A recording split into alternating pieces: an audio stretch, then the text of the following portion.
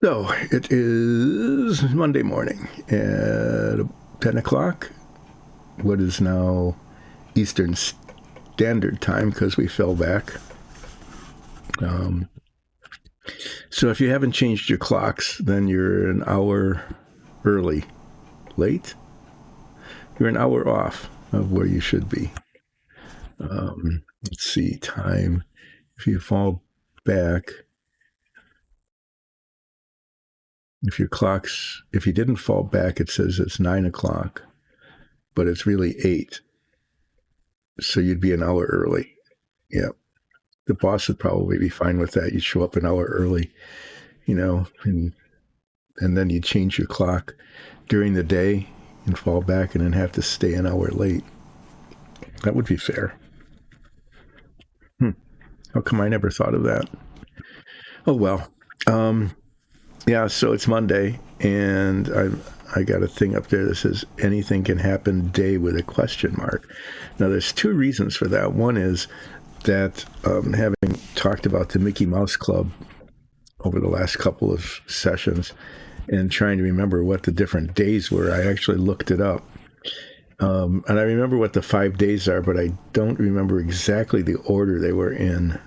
I'm unsure about two of them. Okay. Monday and Friday, to be exact. No. Yeah. Tuesday, Thursday. There were 5 of them. Am I being vague? Yes. So there were 5. One was anything can happen day. And I think that was because, they didn't know what was going to be left over from the other days. There was guest star day. And then there was talent roundup day.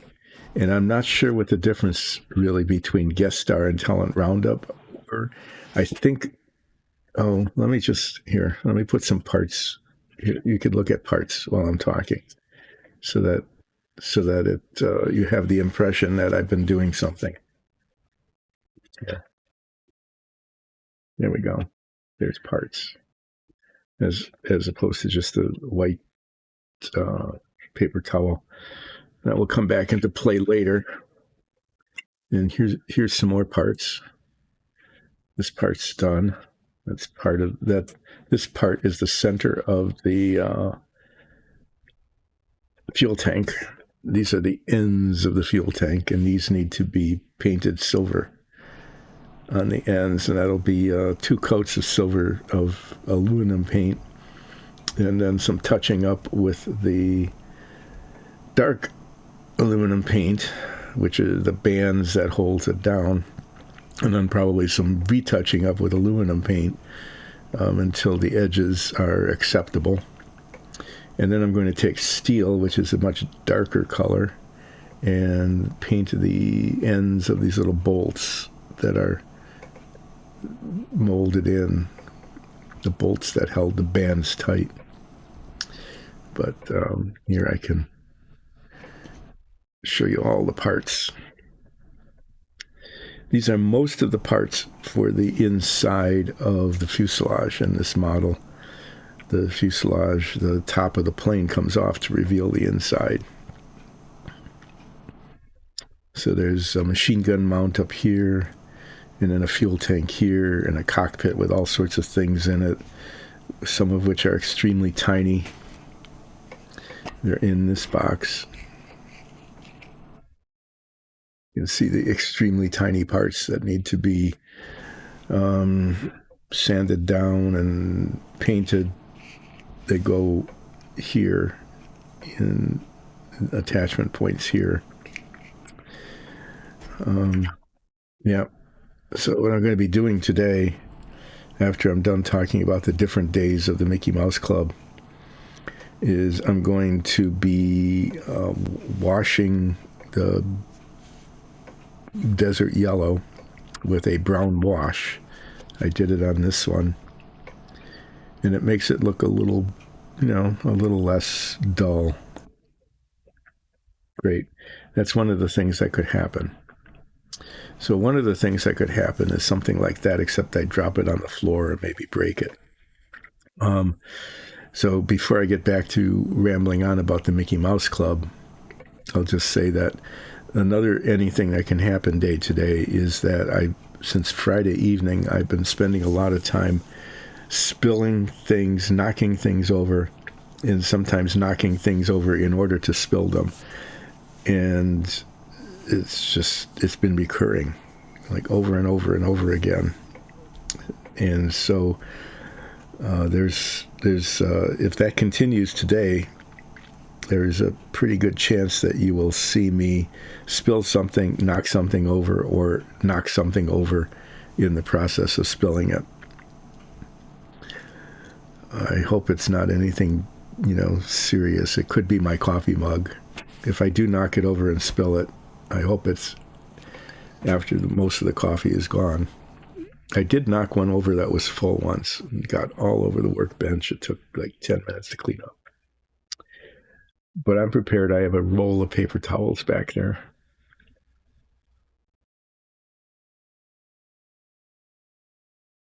So that's something that could happen today, is knocking over and spilling things, which doesn't fill me with confidence when I'm about to be putting a wash on something that I spent a lot of time prepping and painting.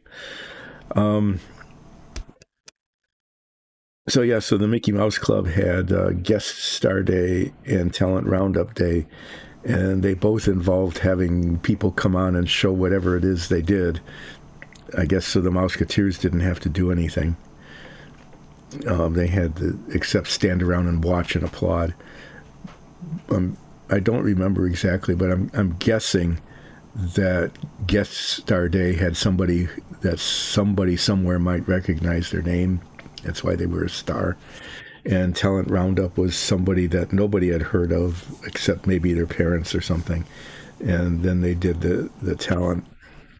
That was a cowboy themed thing because it was a roundup, So they would have yodelers and people who spun lariats and stuff like that. And then there was Anything Can Happen Day. And there was Circus Day. And Circus Day was, I guess, on Thursdays. But to be honest, having watched the Mickey Mouse Club over and over and over and over again, I don't remember Circus Day. It must have been pretty lame. That's all I can say. I can say that now because the Mickey Mouse Club was like from 1957 to 59 or something. It was a long, long time ago. So it's probably okay to say that when I was preschool and watching the Mickey Mouse Club, I don't remember Circus Day. Just don't.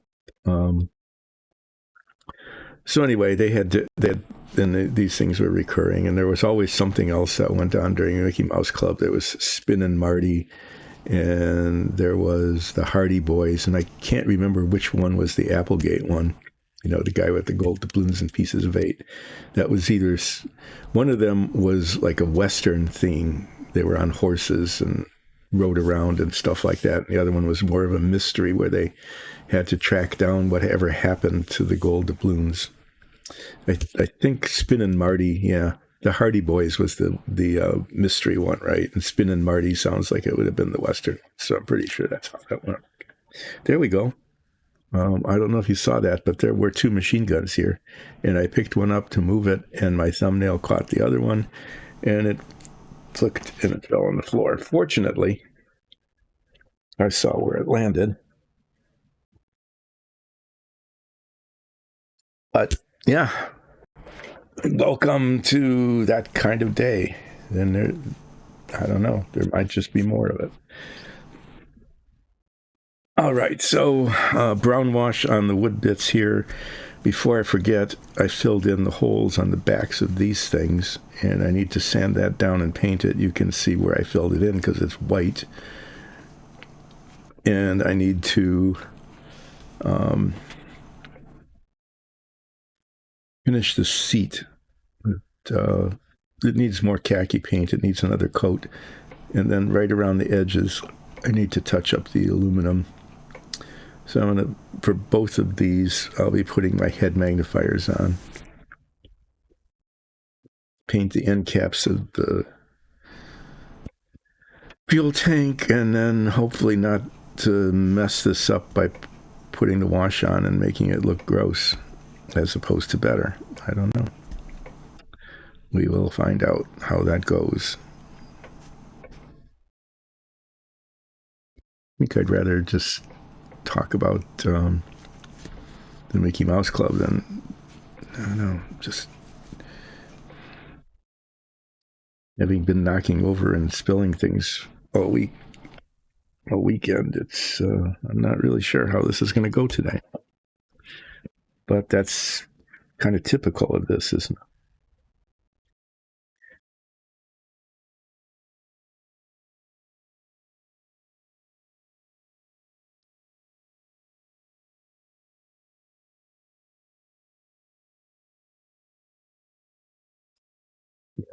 Not sure if I'm going to have to use both colors or not.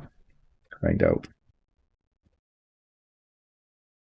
Depends on how much stuff gets sanded off. Okay, I need to move these aside. I don't want to get sanding dust all over them.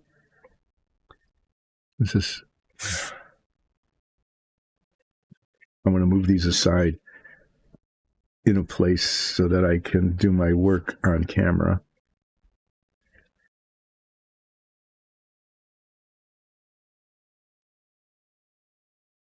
Eventually, I'll get around to doing the Porco Rosso minifig. It will have to happen. So, oh, no, you didn't hear that because the microphone filters things out. But as I was moving that holder thing out of the way, that piece of wood, I smashed it into the cup of the handle of my mug, which created an opportunity, which fortunately didn't happen, to knock the mug over and spill the contents.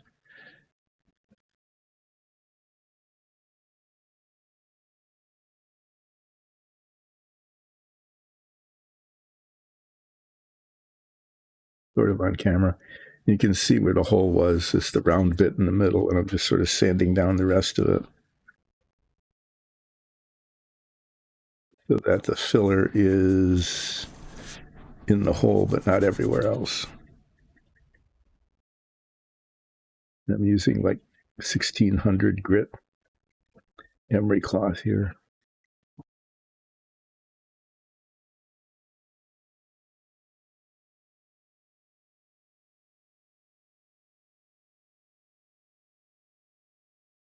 Okay, that's pretty good. I'll do this one. And I need to touch this up with the dark gray, and then maybe I'll have to touch up a little bit with the desert yellow. I'm not sure. I do need to clean them off, though.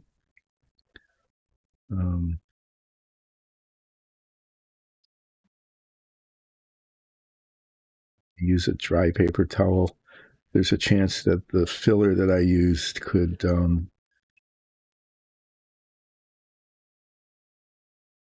is that, I don't know.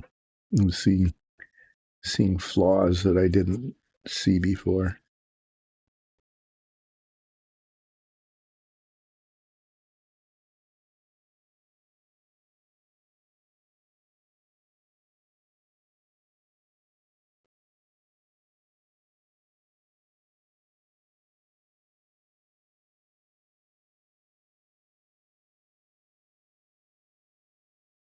This was made necessary because there's attachment points on for these bits that were put on last week, painted and attached, but they left holes in the back, and the back is going to be highly visible once this is all put together. And so, yeah, it needed to be filled in because it wouldn't look right to have little round holes there. No reason, which is what there was.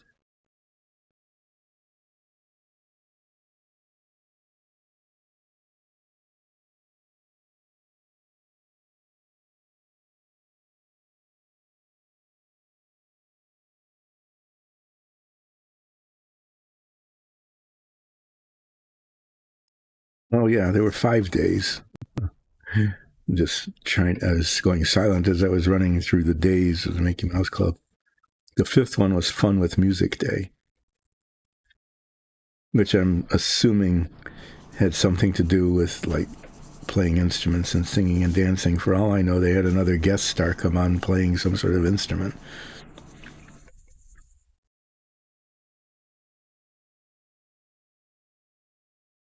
So they had these little shorts like Spin and Marty or the Hardy Boys, and they usually showed a cartoon. Um, and then they had guest stars or talent that got rounded up, or something that had to do with the circus or music or anything else because they, why not? Something that didn't fit one of the other days or did, but they had an extra one of music or an extra one of talent or something. Um, for Anything Can Happen Day. Okay, well, these holes got filled in pretty nicely, but I do need to do the paint touching up.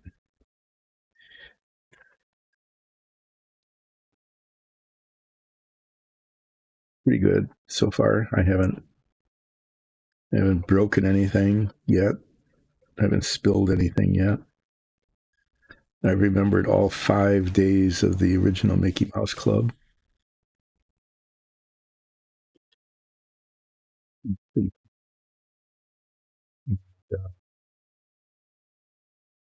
What I was going to say though is because it seemed like there was either somebody else was doing something or they had cartoons or whatever. I'm not sure what the Mouseketeers ever did other than stood around and watched the circus or the musical talent or the guest star or whatever.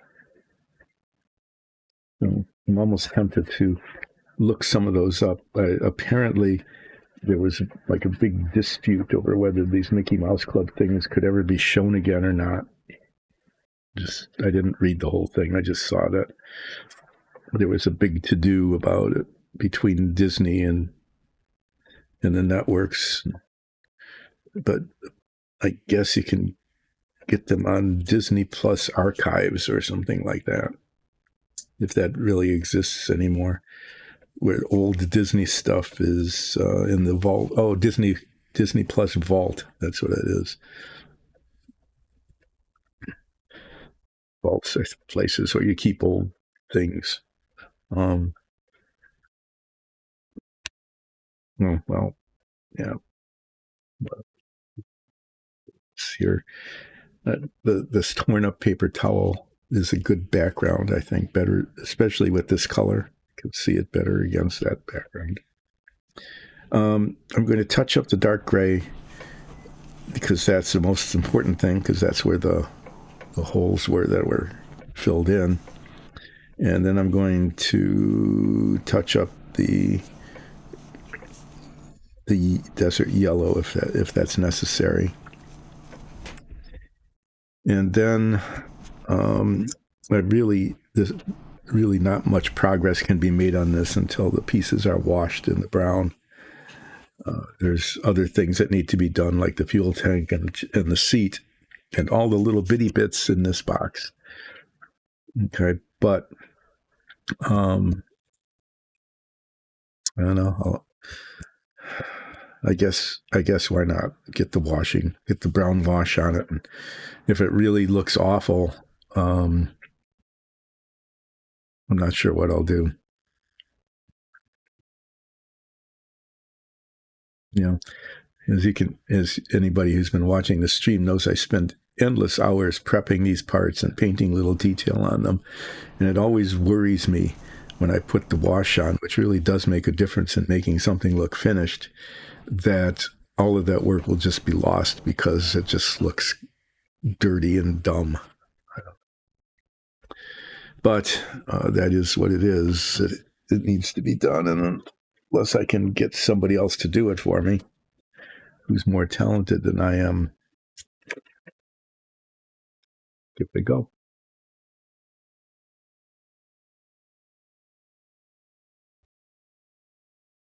these on so I can see.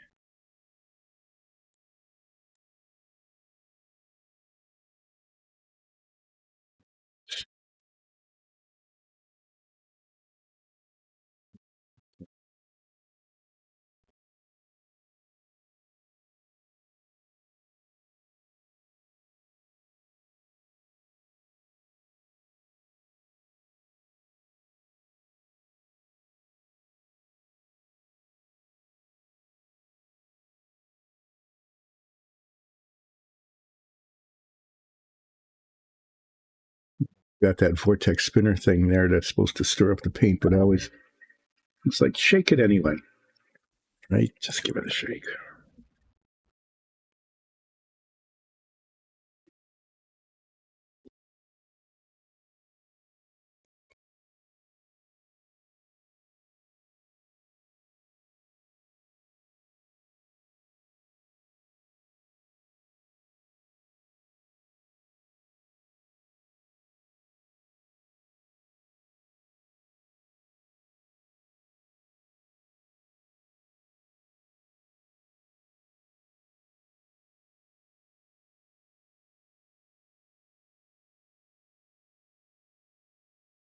This is, in fact, one of those days where I cannot walk and chew gum at the same time,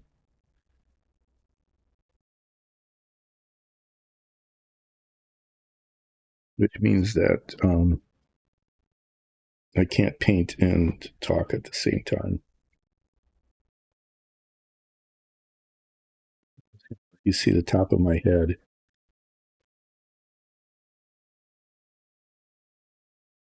Didn't go very well.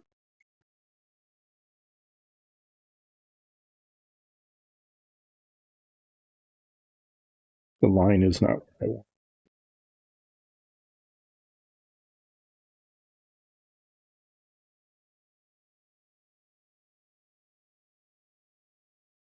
That went okay. This one, not so much.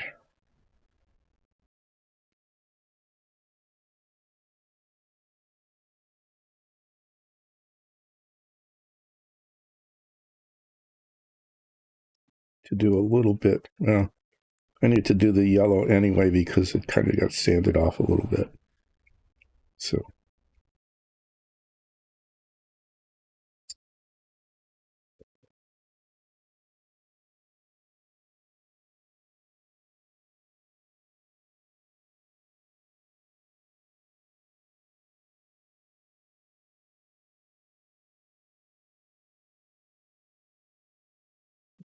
pretty well.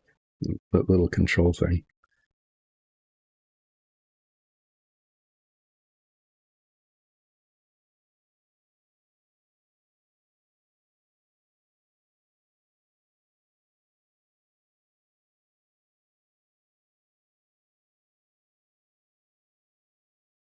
I was kind of hoping that the Mickey Mouse Club thing would take up, the monologue for the whole stream, but it clearly is not capable of doing that.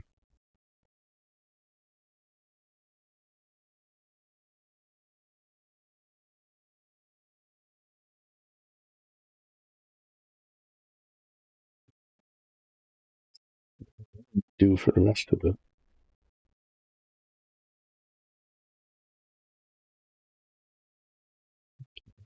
Okay.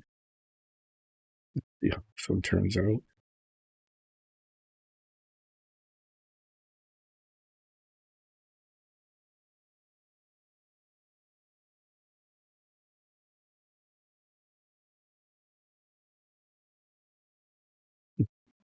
Dark marks there. I'm not sure what that's from.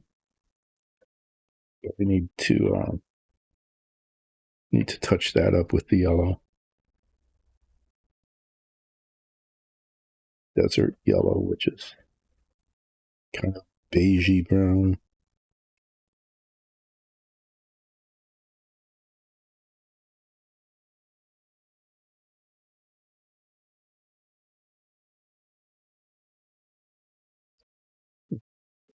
Standing dust that got,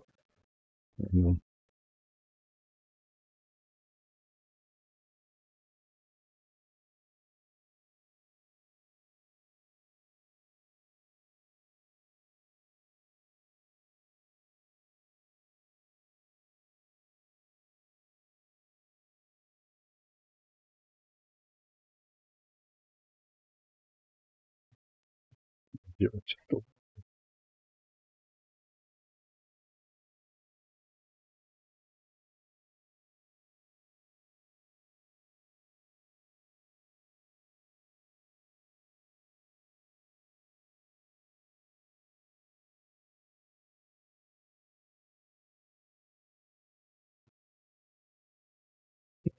out,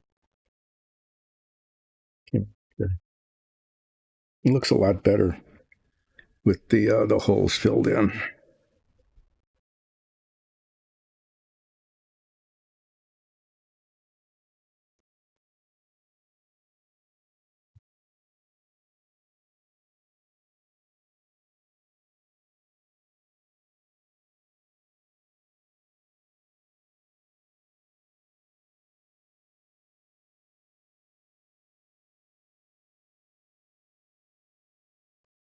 Okay, let that dry.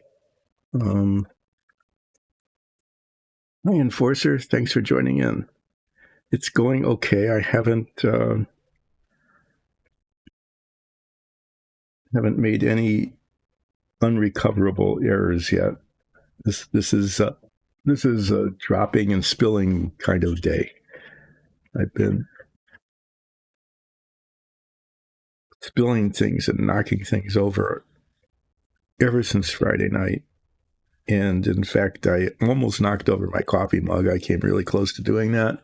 And I dropped something on the floor already during the first half hour. So I'm kind of hoping that gets itself out of its system. Well, I need to let these dry. So maybe I'll work on this.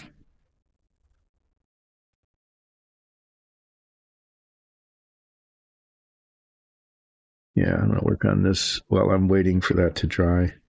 I base coated the khaki color on the seat, and it came out kind of uneven, so I'm going to put a second coat on.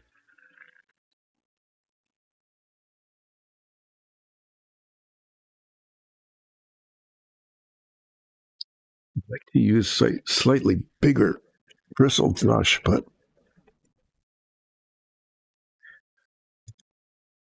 I have one that'll really work very well. I've got this new brush. I'm going to try this brush on the. It carries a lot of paint. It has a little tip there, and it's kind of stiff.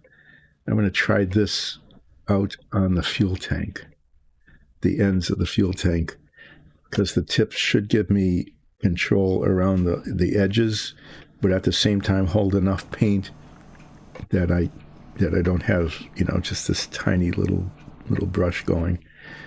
That was a suggestion that Ole Brager made, which is get a big brush with a fine point, and that way it can both control the paint and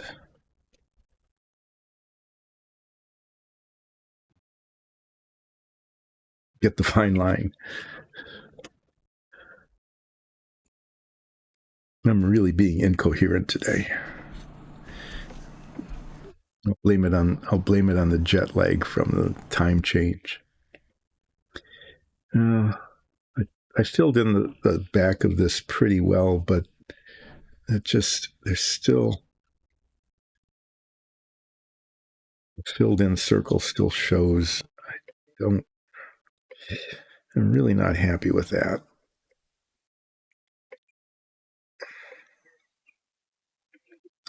I'm trying to figure out what's the deal here. I can't.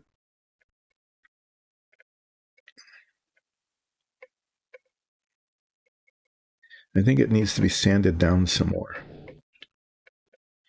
You can still see the circle on the back of the chair, and I think I'm trying to feel it. I think it's like a raise. Yeah, it goes up there.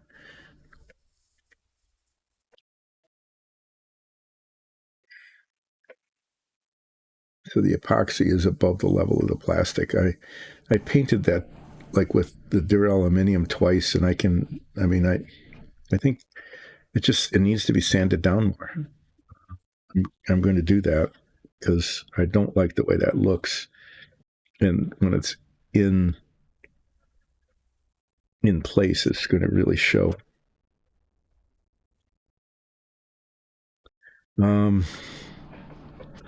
Having said that, it makes sense to not paint the khaki part any more than I have already, since I'm going to have to repaint the outside of it as well. So I'm going to save that for a bit.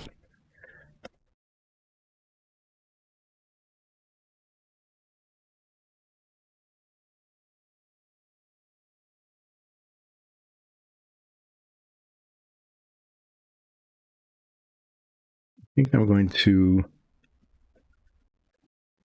try to wash these little bits. See if I can see how this goes.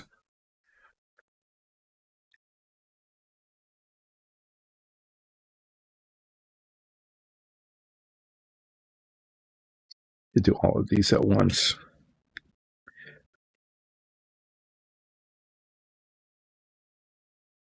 The whole surface needs to be washed. So I can clip that. I think I have to hold this one with a toothpick like I've done that before. These,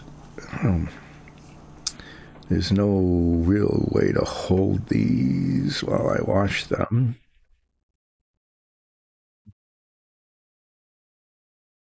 Do I need to do one side and then the other? I could put an alligator clip on these little attachment points, but I don't know. That's not a good idea.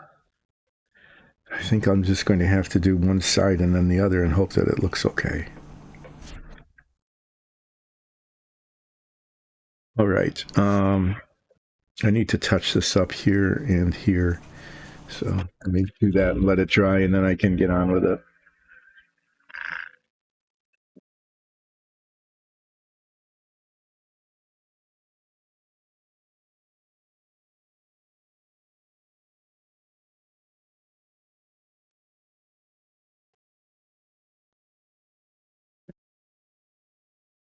Well, today this could be another one of those, oh, this turned out really well. Yay, I can move on. Or this could turn into one of those, what a disaster, I can't believe it kind of days. I'm not sure which one, how it's going to go. But I know that I can't just keep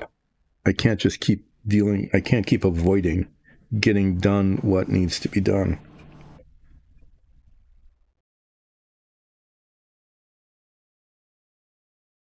No matter how uncertain I am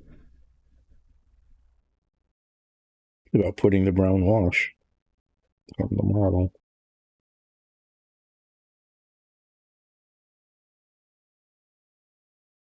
It's something that has to happen.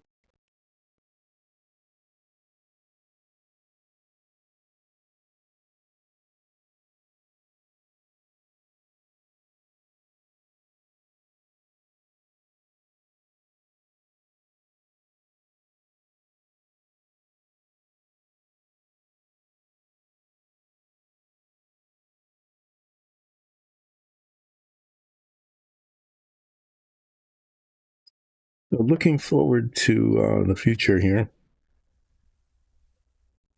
I'll be back on Wednesday as usual. But then Friday and next week, I am uncertain about how the schedule is going to go. I need to dog sit. And depending on how the dogs behave in the morning, and while I'm supposed to be doing this, so yeah, depending on how they behave, I might be late getting started. I might have to take some sudden breaks. I might have to stop early. There's just no knowing. So I'm going to try my best to maintain, the regular schedule next week. Well, Friday and next week. But I can't make any promises. So it's going to be okay.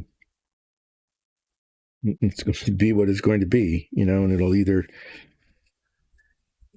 just be fine and you won't notice any difference, or the whole schedule might just be really erratic.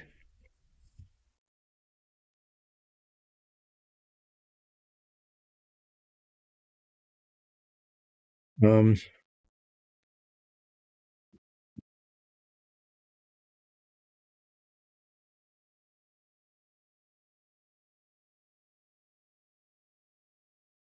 couldn't hear it, but they're here today and they were barking up a storm.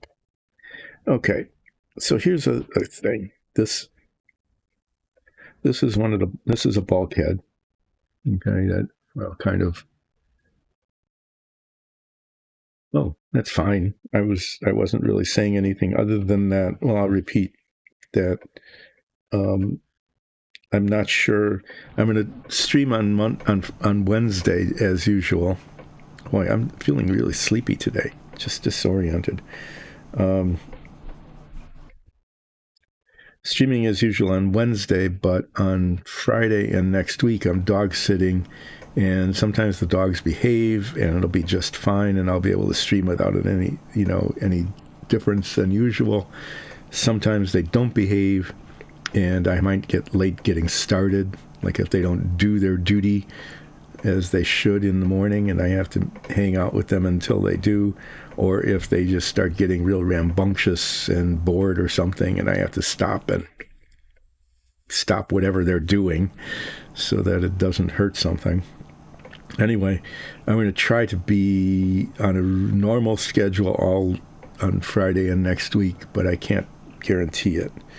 So I might start late. I might have to take extra breaks. I might have to end early, or it won't be any difference at all. I just don't know. Okay, here's the thing. This is one of the supporting bulkheads that goes there, and these bits attached to it. This is the control panel. The control panel goes here, and that's a whole nother story that I can tell. I haven't even started working on it. There's two versions. One has a decal, which is kind of like the cheater version, and the other is embossed detail, which could be painted in a highly detailed fashion, which I'm going to attempt to do. But I want the control panel to be like this is maybe oak or something. I'm not sure what kind of wood it was made out of. But I want the control panel itself to be like mahogany, something darker and maybe polished. Kind of like the color of reaching over is a bad idea, but like the color of the wood things the wooden dungeon tiles that we've made. Um, yeah, I got one out.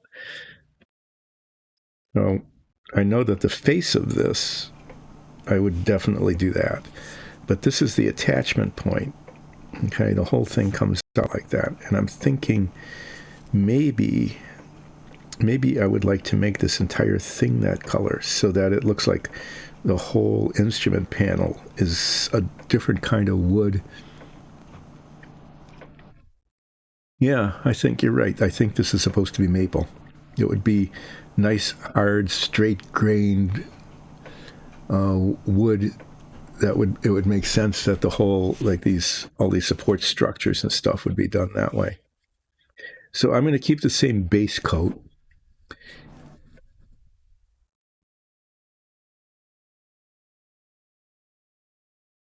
Which one is which one are you playing?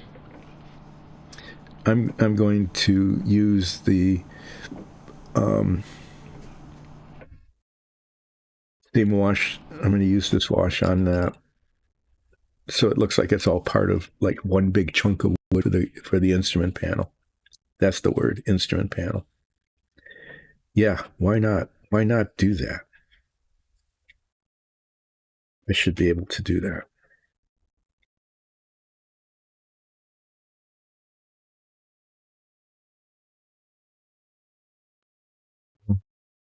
Which do I want to use for the wash?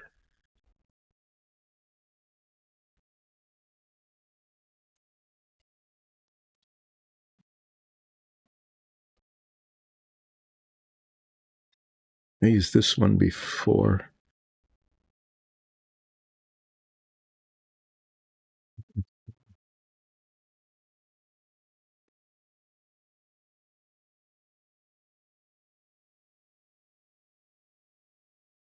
Sometimes, you just need to relax with an old game that you're familiar with. This has got all sorts of sparkles in it. No idea what's in that brush. Let me clean it off in here and see. Because I was going to use this for the wash on the little bits.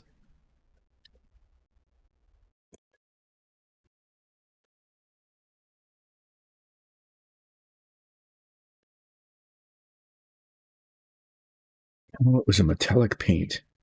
That's why it has sparkles on it. There were tiny little bits of aluminium.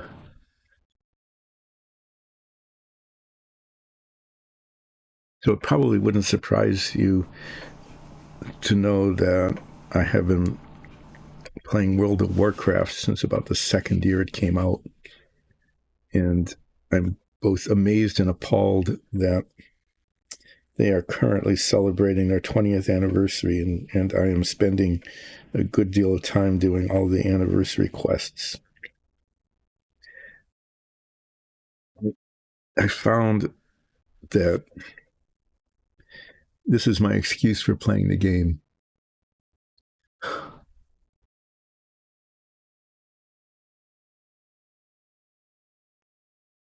Two-month membership. 30 out of there's 170 levels. Holy cow, they really want to keep you hooked.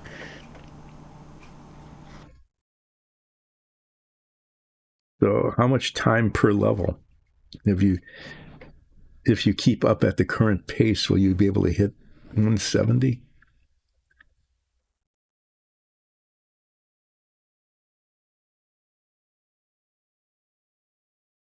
Trying to clean this really well, because if I put brown wash on these pieces, I don't particularly want there to be little metal flakes all over it.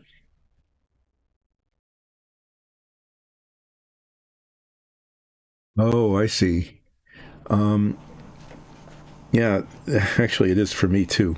It's possible to make it larger, but still, I find it. I have to compromise between what I can see with glasses and without glasses. And you really do have to kind of read some of the stuff in order, like the quests and things. Otherwise, you don't know what to do.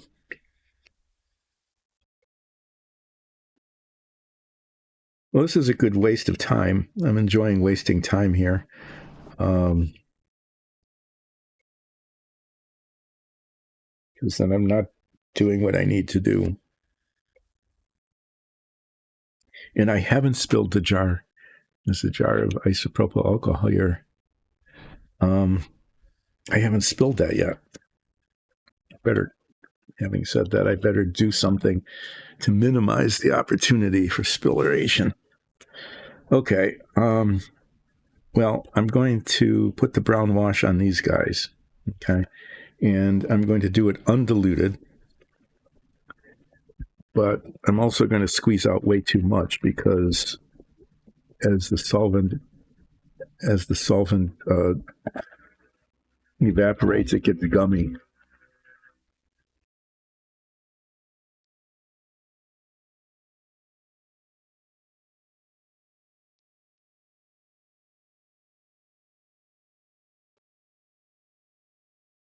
Oh, you play? Yeah. Okay. I play a holy priest in World of Warcraft, and I know there's a shadow version that's a lot better at DPSing, which I played shadow, went back and forth. You could switch between the two during the very first and the first expansion, and then I just said it was just not worth the trouble bouncing back and forth. Just I couldn't really get the hang of it, so I plug along, and I can't do some things solo that the real DPSs can, like rogues and mages and things. Even though I heal myself, I just don't have enough firepower to do those kinds of quests. But I'm able to get through most of it. And okay, well, I spilled, but I spilled down the side of the bottle at least. I'm going to start with this one. And I don't want too much on the brush, at least initially.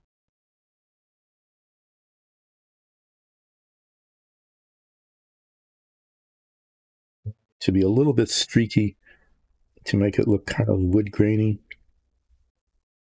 but not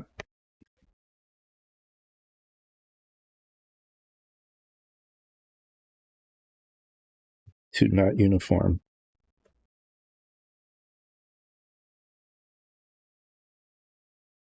A stiff brush, even after being cleaned.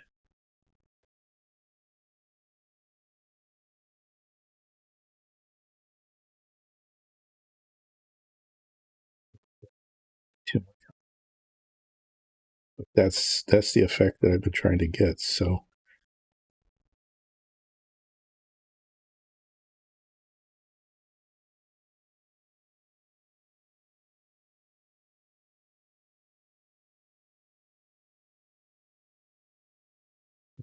darker down near the bottom, just to, as things age, they, things near the bottom get darker than things near the top.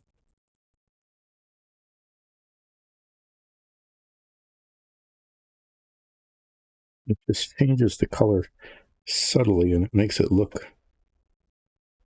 more like it might be wood.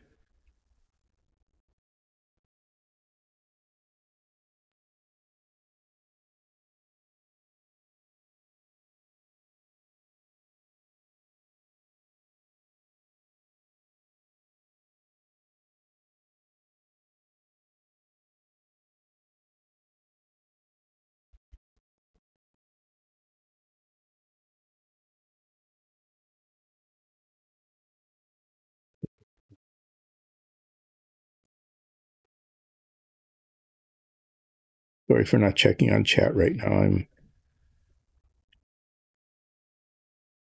attempting to walk and chew gum at the same time, and yeah, my ability to do that today is limited.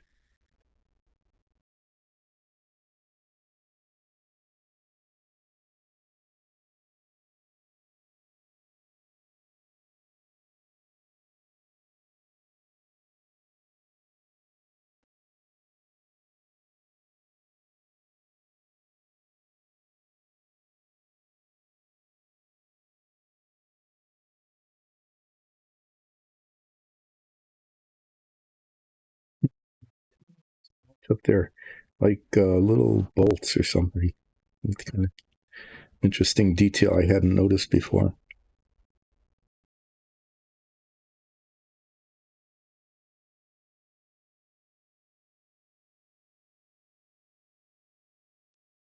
The difference in color. Sorry.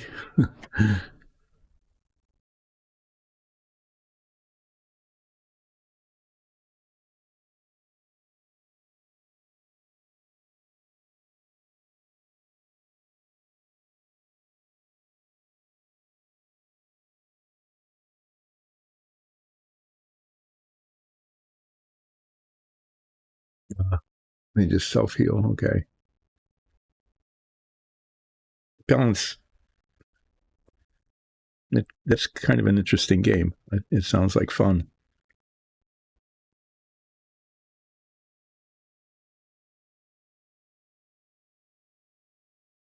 I think that turned out okay. I'm going to prop it up here and let it be. and try another piece.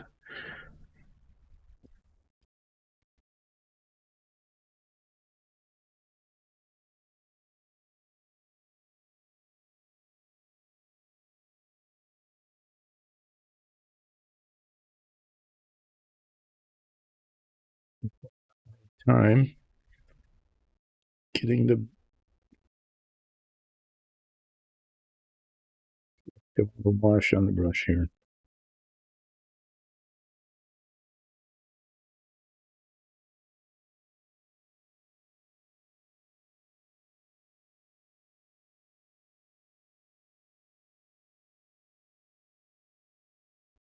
So what are you playing?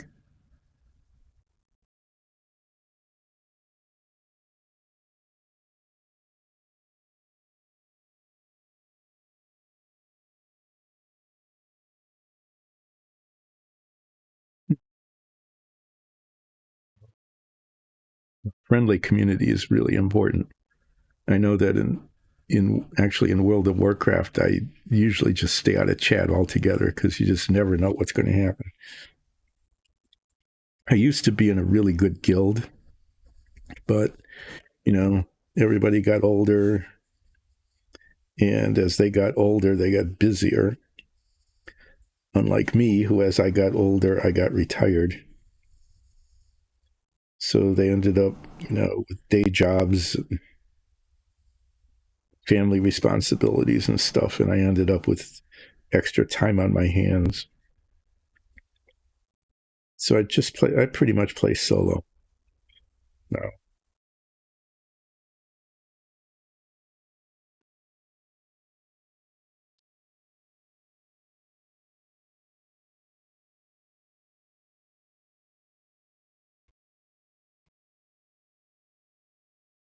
I imagine that there are people who are not kids who are playing it for the same reasons you are. That it's kind of a fun game. It's kind of relaxing.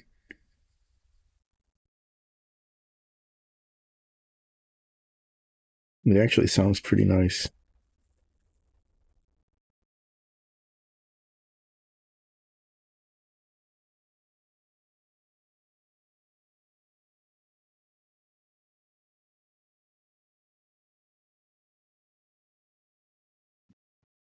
Do you have any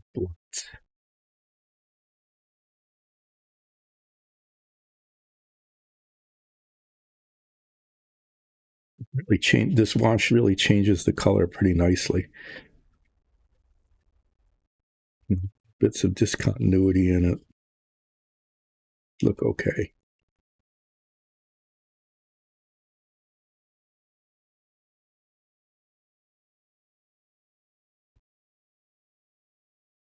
All right. I'm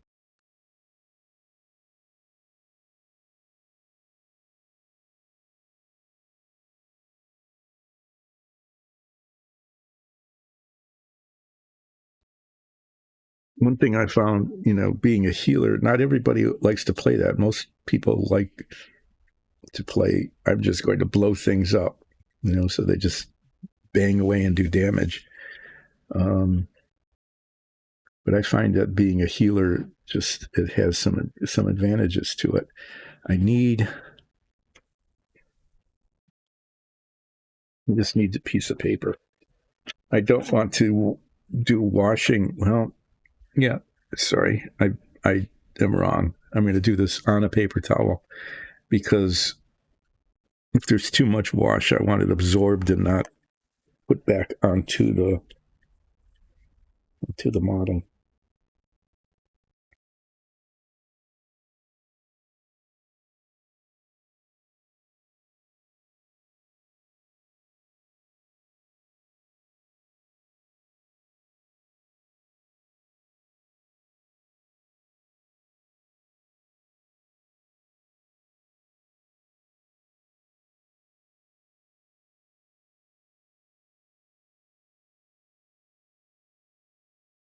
I'm having a hard time focusing here.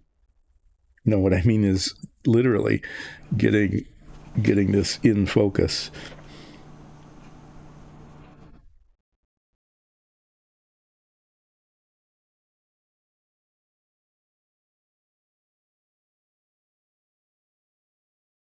just to look a little streaky, kind of like wood grain.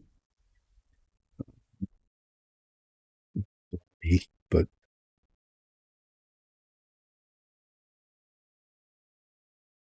in that sense,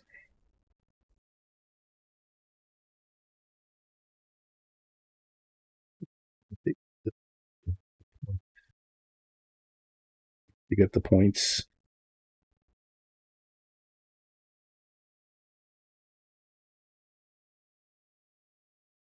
I think that's okay. And I'll have to flip it over and then do the other side.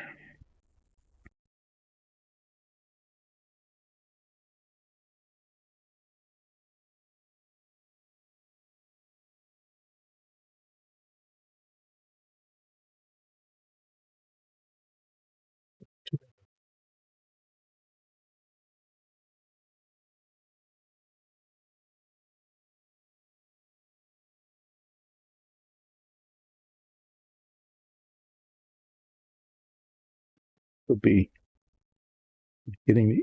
Well, just I can't. I'm not getting focused.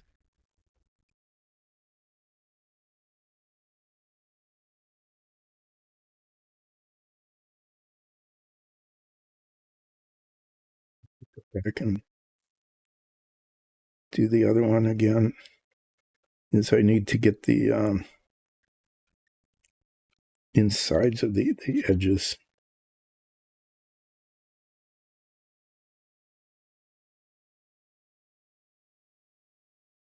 I'll do that when I do the top as well, but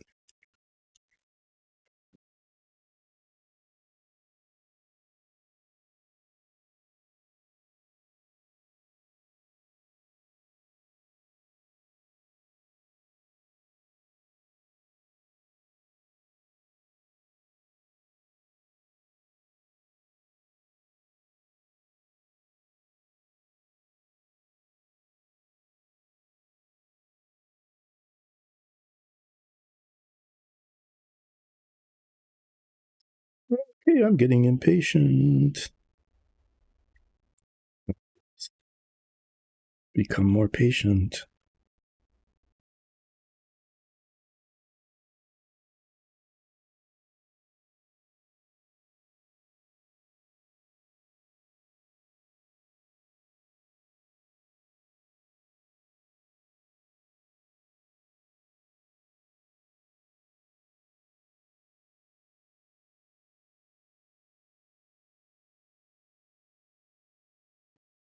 Oh,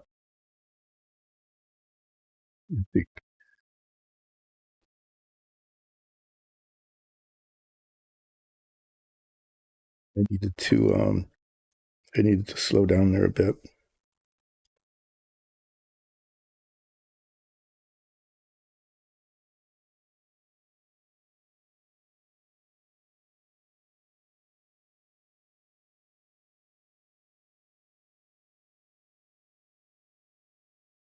For some reason, as I'm doing this, the theme for Zorro keeps running through my head. I have no idea why.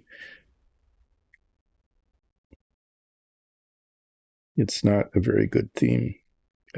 I remember loving it when I was a kid, but recalling it now, um, it is leaving a lot to be desired in terms of lyrics. The music is good.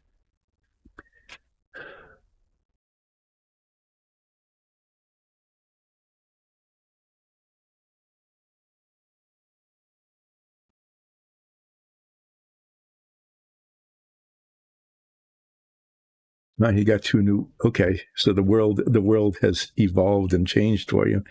So is the card game, is that like a side game that you play solo? I know that sometimes that's how it works.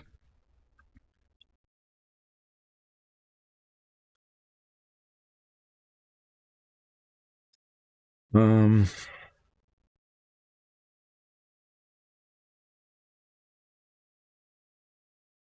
this rest. These I need to paint the other side. really need to do this. I need to go on to this. It's down a little bit. I want it to flow nicely and not dry real quickly. But I need a good brush for this. I've used this one before. This works. I think should work okay.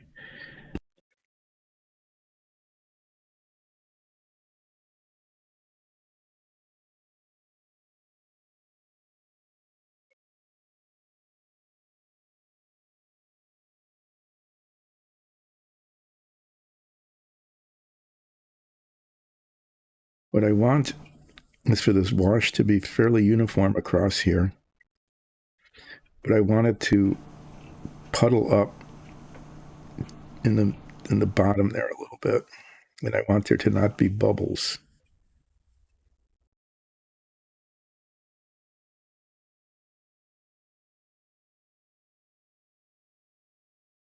Puddling up in the bottom here is why I thinned it, got it thinner.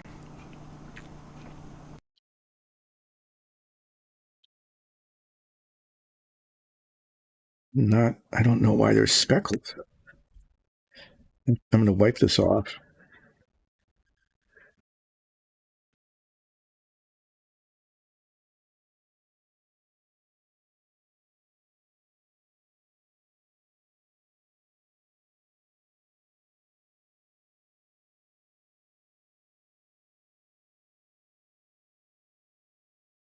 The wash was going on kind of okay, but there are these spots like speckles, like they weren't bubbles, they weren't cleaning off. Like bits of pigment. I'm not sure what it was. I don't feel. Well, there is a little bump there. Flaw in the base coat. I can't do anything about that. Well, let's see what happens here.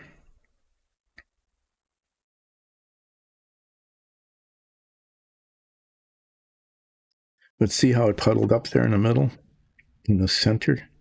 That's kind of, I want that to happen.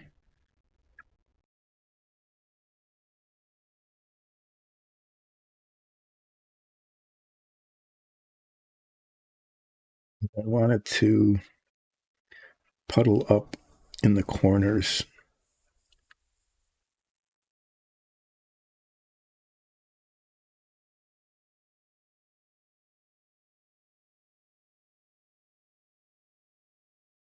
This kind of lattice work here.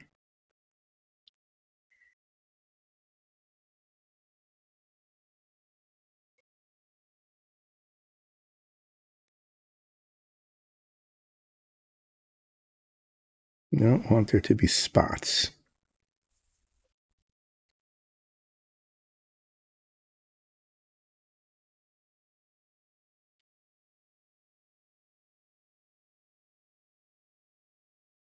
But I do want there to be some little puddles here. Sorry, I'm not looking up at chat at the moment, because this is an important and for me difficult thing to do. So I'm going to brush it up against these corners and try to get it to puddle there.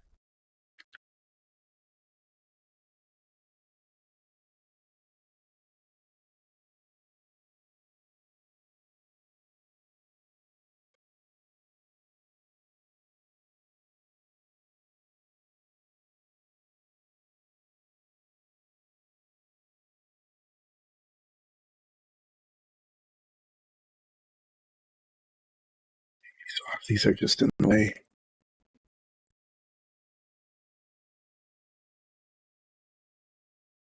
Oh, I was wondering if the card game was like a kind of standalone thing that you just did,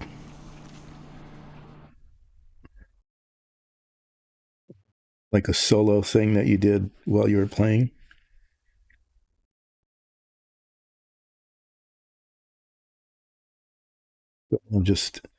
I'm dealing with.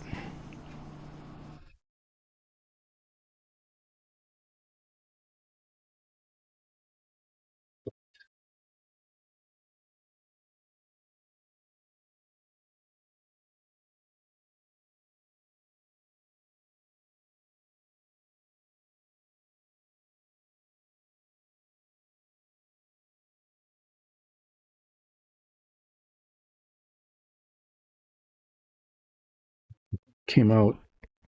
If I can get rid of the spots, it's coming out okay. The color change is really a good thing though. It makes it look a lot better.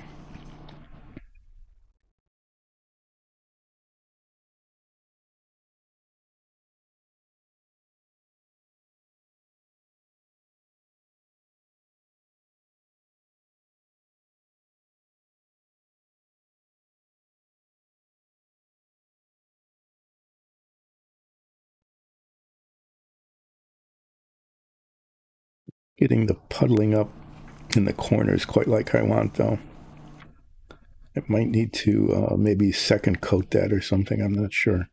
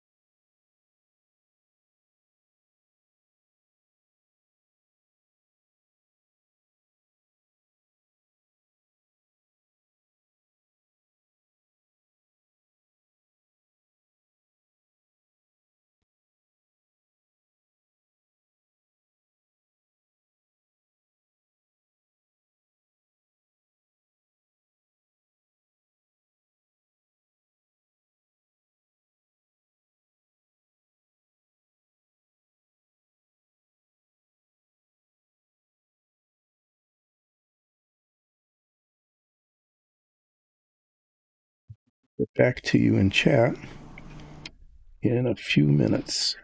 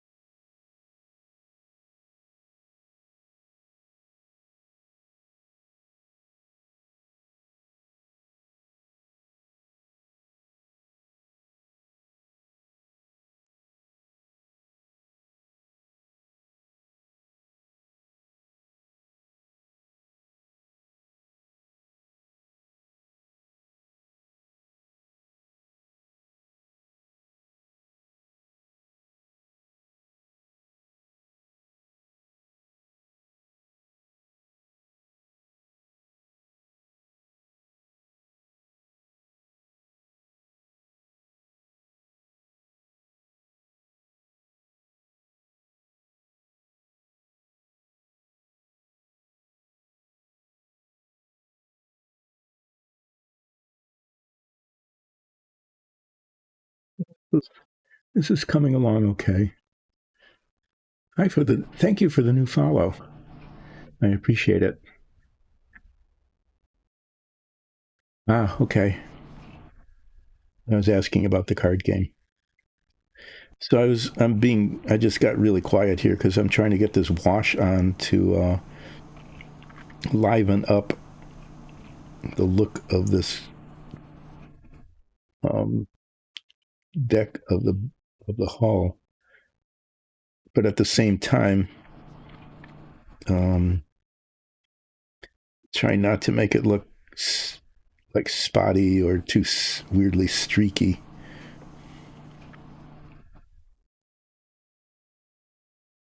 there. It's just too dark right there. And the other thing I want to do is get more right down in the center of this.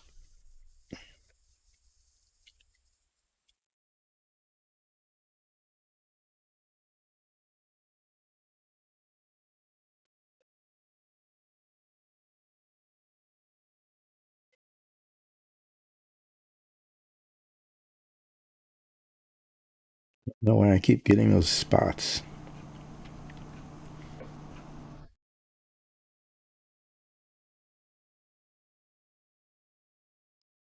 Going to let this.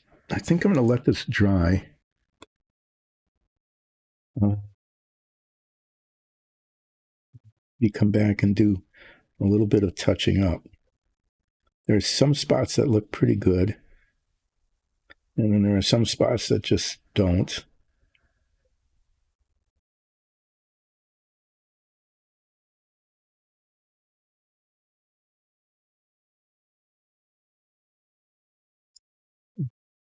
It's just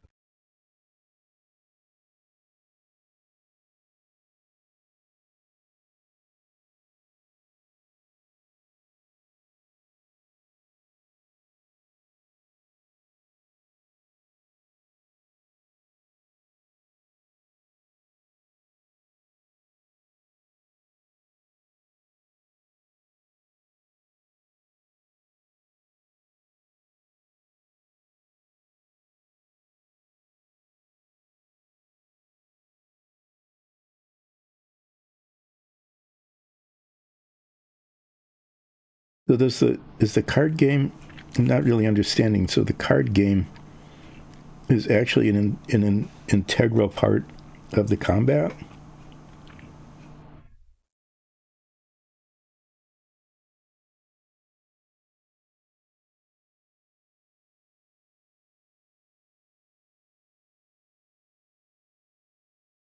Misunderstanding. I don't know. It's just a little too much here. Come on.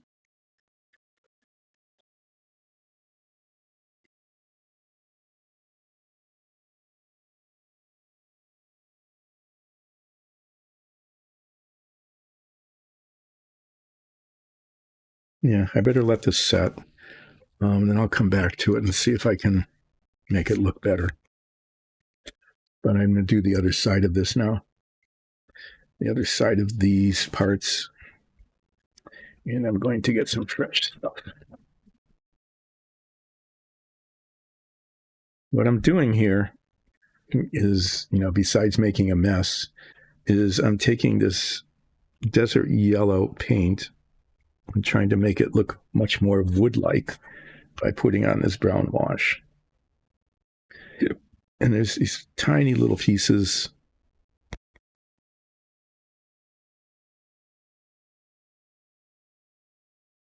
It's just hard to see and hard to get to.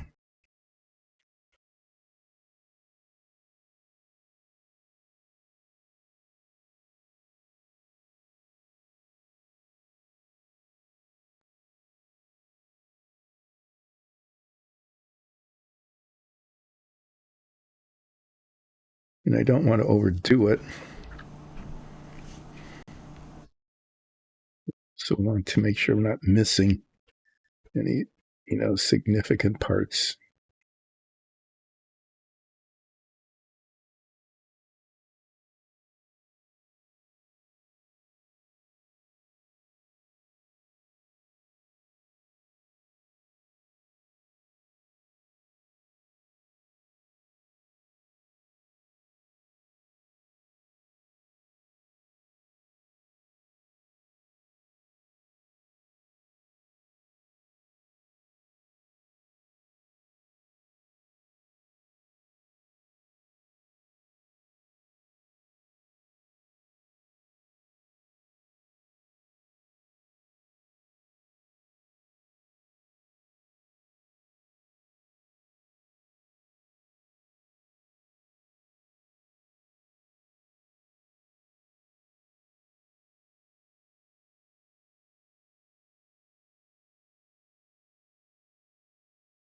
I see. Okay. So as your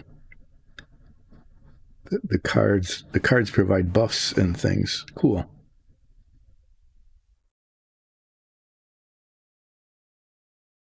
So the card game is not independent of the rest of the game. It's really part of the game itself.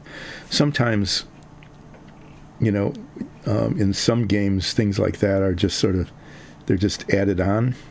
It's like here, if you're tired of wandering through the forest and fighting monsters, you can play this card game instead, or like a jewel game or something.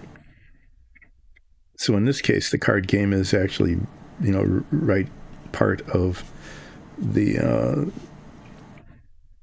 game itself, which is cool.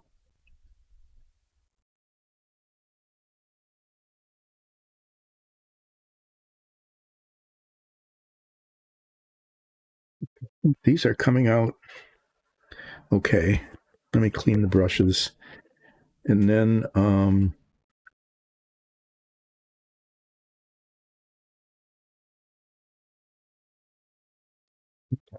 so the card game is kind of like part of the magic. It adds sort of a bit of magic to the game itself, if I'm understanding it correctly.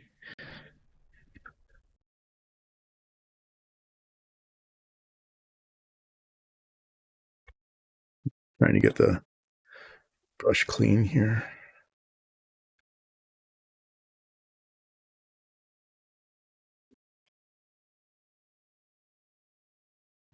What I'm going to do next is I talked about how the instrument panel is going to be a different kind of wood. Is I'm going to do that. I'm going to make it that kind of color. I'm going to get the smoky ink out.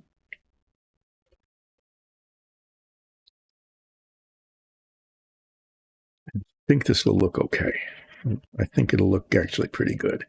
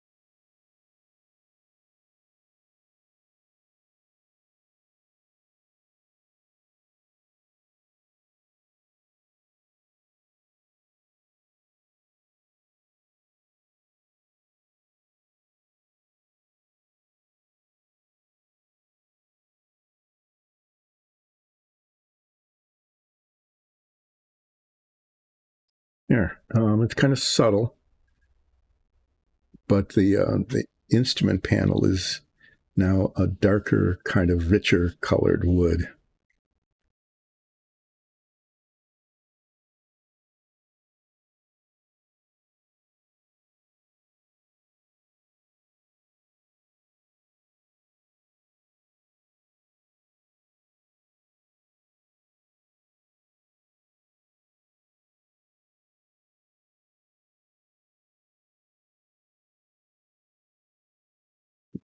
To do the front of this very much because uh, here's another piece that attaches to that.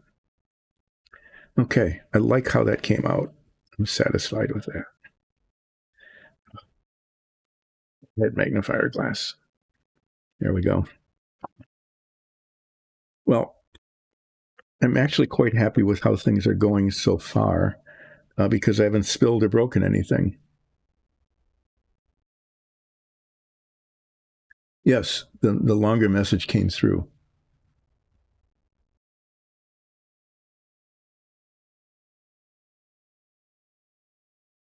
And is there like a cooldown on these cards?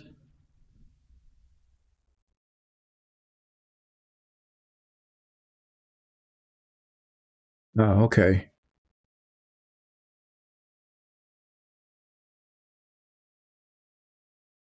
So there is. It's not like unlimited magic. You can't. You have to have a currency to do it. That sounds like a pretty interesting game. I'm glad that you're playing that and having fun with it. Um, how is your DM doing, by the way? Is your DM doing okay? Maybe get the game, feeling well enough to play the game again?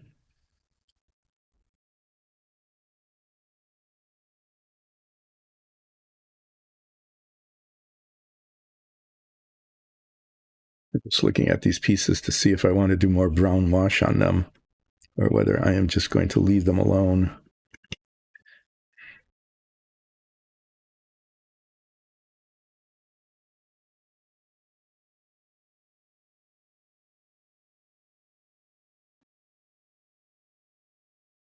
I should look at them through my head magnifier, but I'm not. Okay, this one goes like this. Add it from the top down. I'm just checking for, spots that are just not done well. You can see this came out pretty well. I even got a little metallic here around the edge of the handle and a little dark, lighter color for the handle itself. I think I did okay in making that look pretty good. Pretty good. I'm satisfied with how that came out. I'm going to put it over here with the done parts. Dun da dun. This one, that's the top.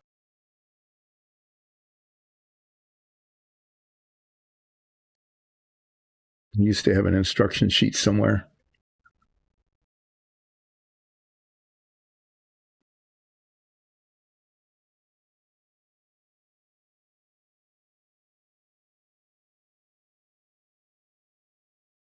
And the same thing here. The little parts came out okay.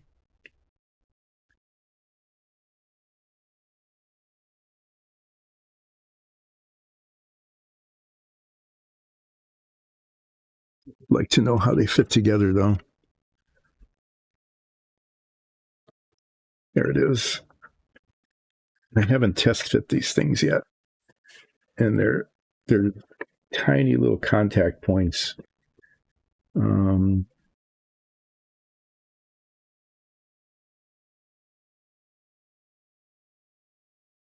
Big side is in the bottom.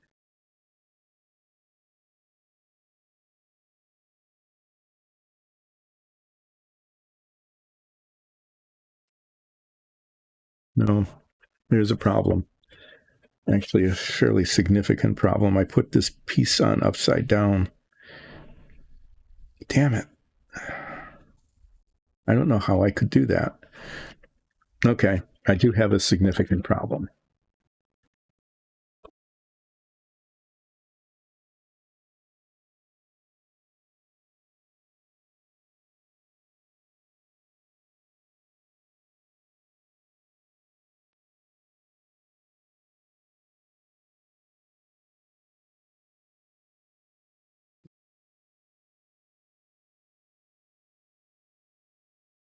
That side's right.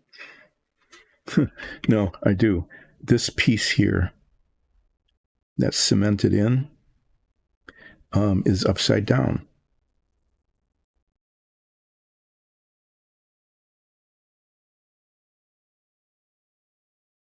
I'm not sure what to do about that.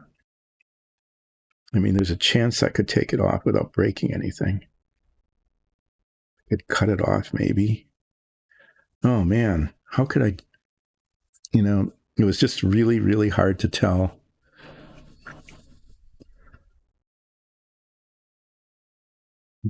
It's a slot, and I thought it was impossible to get it wrong. Um,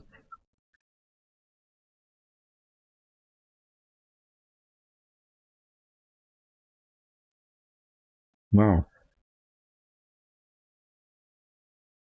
But looking at this here, the round side is up, and looking at this here, the round side is down. And it looked like it fit on there really nicely. I mean, it made sense because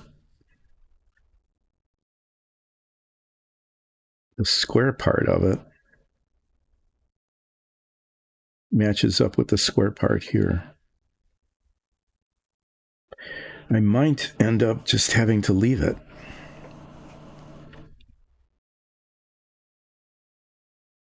I'm going to look at it through this again.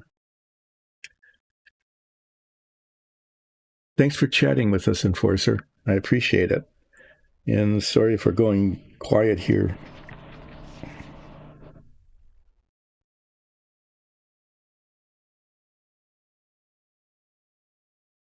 You know, it just makes sense that it would fit this way. Okay, if you can see it, you can see that there's this rectangular box underneath here, to which it's attached. And the way it's attached is that the edges, like back here and along the top, line up with that. And it would look really weird if it were the other way around.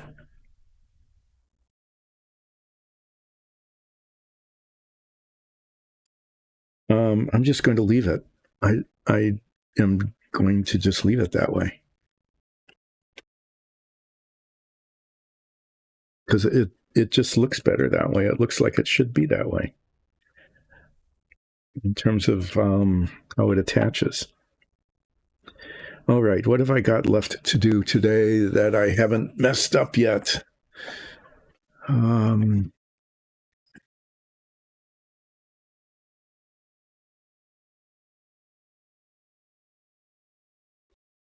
I've got the end caps of the fuel tank. I have to look at this and see if I want to do any more with the washing. This came out okay, I think. I don't like that dark spot there. I don't know what I can do about that.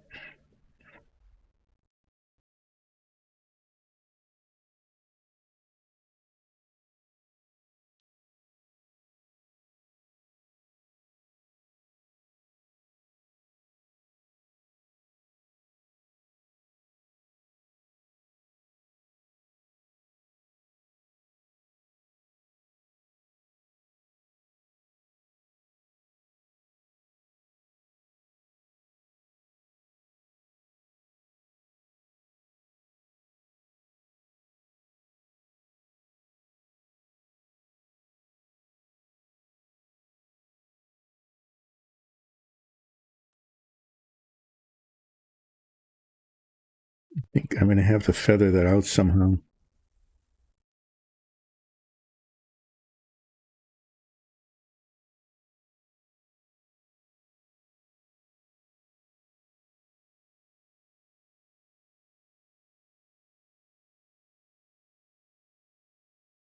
We'll just leave it depending, it might be okay depending on how the rest of these pieces fit.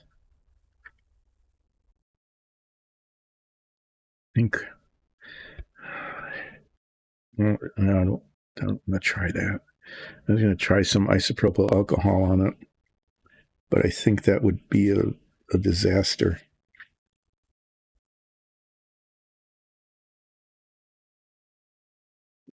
Some water.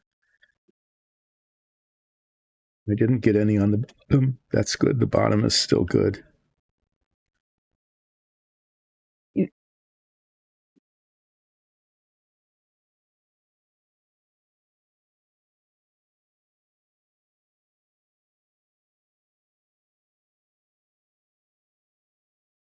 I'm thinking,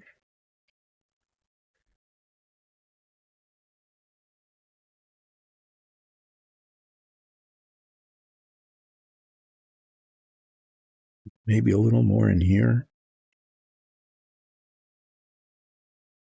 Edge here. Yeah, I'm going to get some fresh wash out. There's just some things that I want to make a little darker. A couple of spots. I'm going to dilute this again.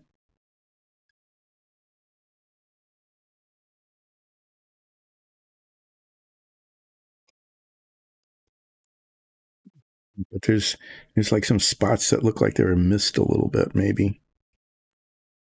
The edges here.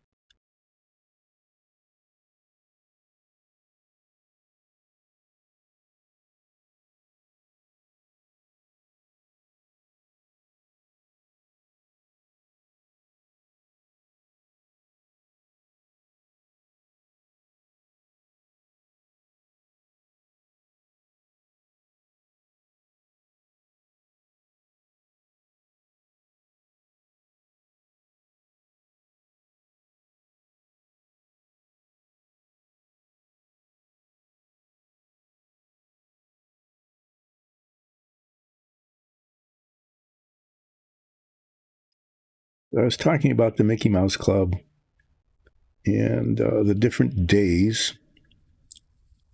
There's Talent Roundup Day. There's Guest Star Day. And speculating about what the difference would be and whether there really was any. You'd expect that the guest star would be somebody that people would know. That was the difference between that and Talent Roundup, but I don't remember that. It was Fun with Music Day, which I'm sure had something to do with music.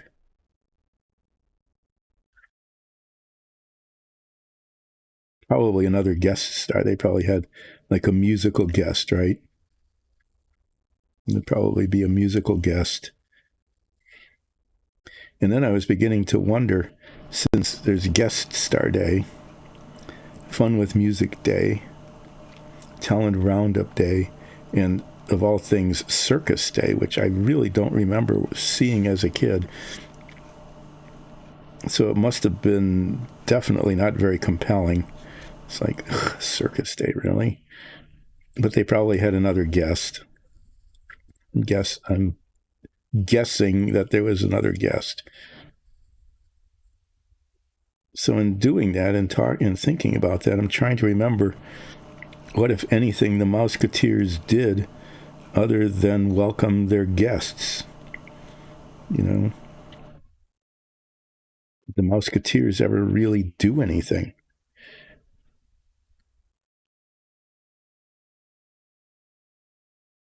Maybe some of them had musical talent and they performed, but I'm having a hard time remembering them doing anything, because not only did they have circus guests and music guests and talent roundup guests and guest star guests, but a fair amount of the show was taken up by these little shorts like Spin and Marty or the Hardy Boys.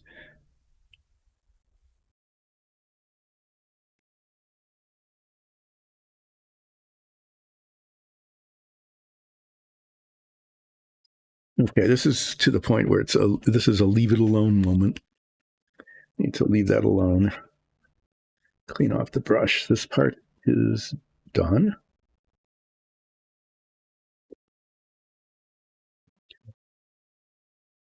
This part, where I did two different colors of wood,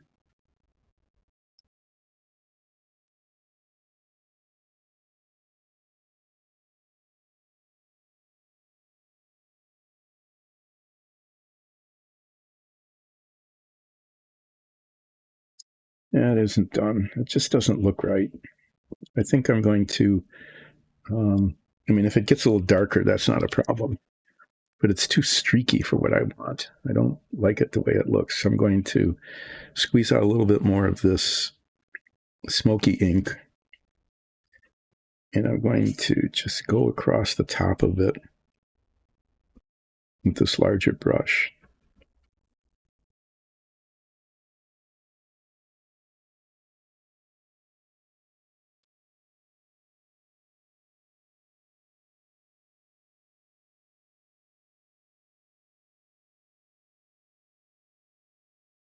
say, that's going to be fine. All right, I need to do some rearranging and cleaning up here before I move on to the next bits.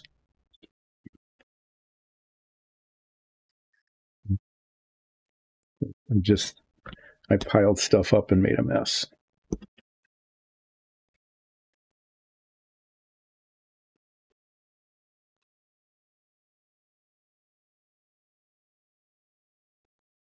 Okay. I'm going to get this out of the way,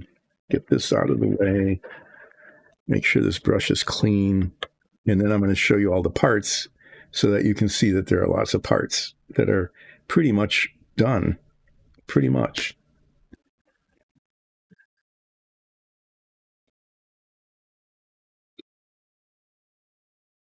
There's a whole pile of parts, including some machine guns.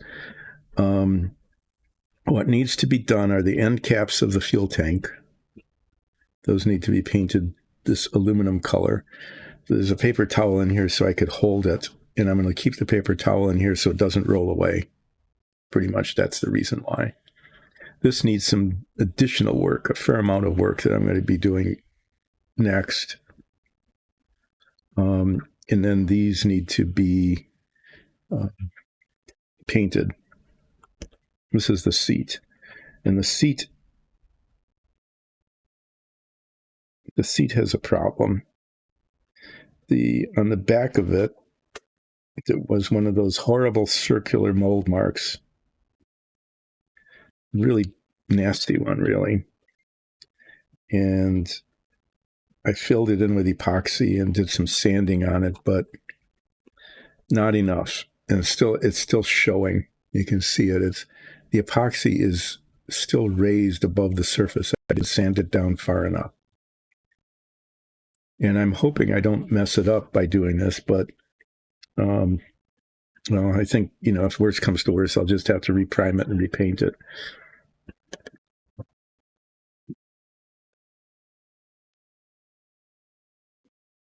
Moving things around, I'm putting these parts that are not done up near the front of the parts pile, and the parts that are done near the back.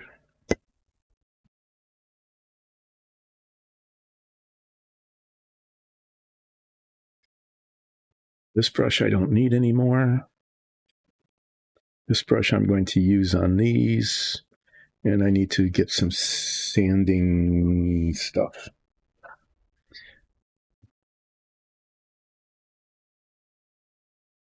This at some point in this. So what you're going to be seeing here is that the silver paint, the Dura aluminum paint, is going to be sanded away as I attempt to get rid of that spot. When it was just raw plastic, it looked like it was fine. Hi, I'm doing pretty well. I haven't broken anything or spilled anything or destroyed anything, which is kind of a surprise because I've been spending the last 3 days knocking things over and spilling them. I thought I had finished this part, but the metallic paints show flaws in the surface. Really, I mean, if there's any kind of flaw, it shows up under a metallic.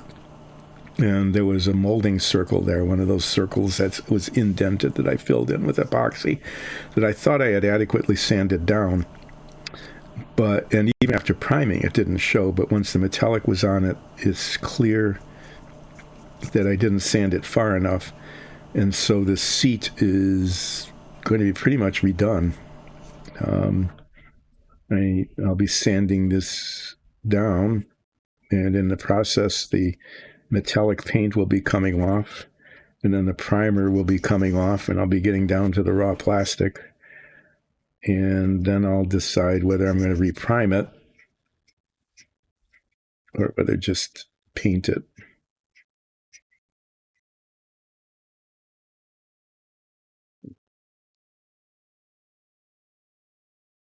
Sure. I might end up just sanding the whole thing and repriming it. Otherwise, what will happen is that the different layers of paint will show. So I'm going to sand the whole thing off on the outside and take it down to the plastic and reprime it.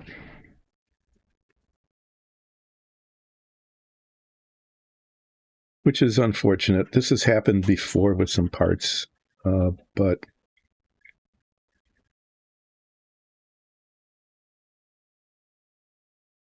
in order to, it's a metal shell, so in order to make it look that way, I can't have like rough spots. I just need to get down to the bare plastic again, and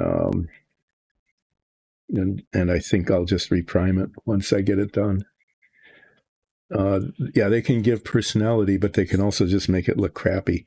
In this case, it is not adding personality. It's making it look like there's a circle in the middle of the bottom of the seat of the chair where there shouldn't be. And the fault rests firmly with the injection molding process.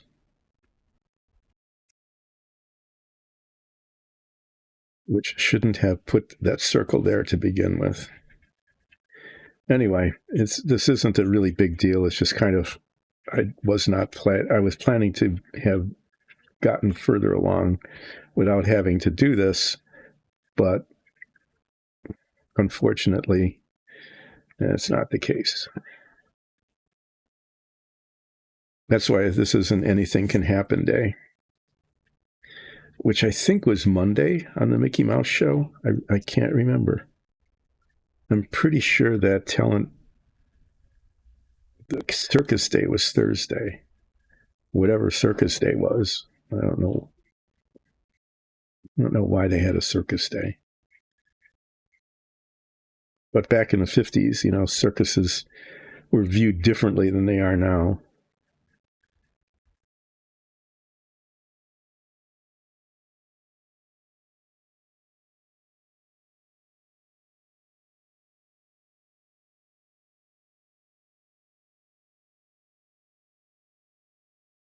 The inside of this is khaki fabric, and I'm just going to prime over the paint that's already there. And if that builds up a little bit, that's fine, because that's, it's not smooth metal like this is supposed to be. It's fabric. So that can have some folds and lumps and things in it.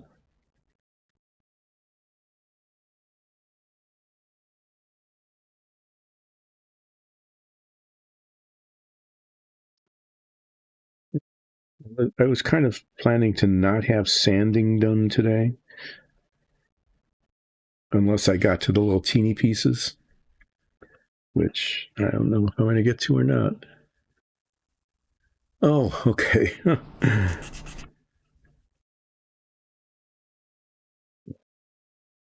The clock on the computer is right, of course, but the one on the wall never fell back.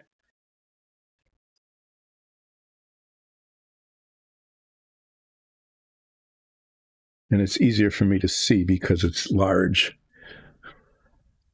Unlike the print on the screen there, which is not large, which is harder for me to see because old eyes. But these parts are getting these are almost in entirety the parts that are needed for the inside of the hull. Okay, and if I can get those all put together without making a mess of it with the cement and all, if I can do that, then I can move on to the engine and the outside of the plane. But first, there are half dozen infinitesimally small little pieces, little control bits that need to be cleaned up and then painted, that go in here, the throttles and other things that a pilot needs to fly a plane. And I haven't done those yet.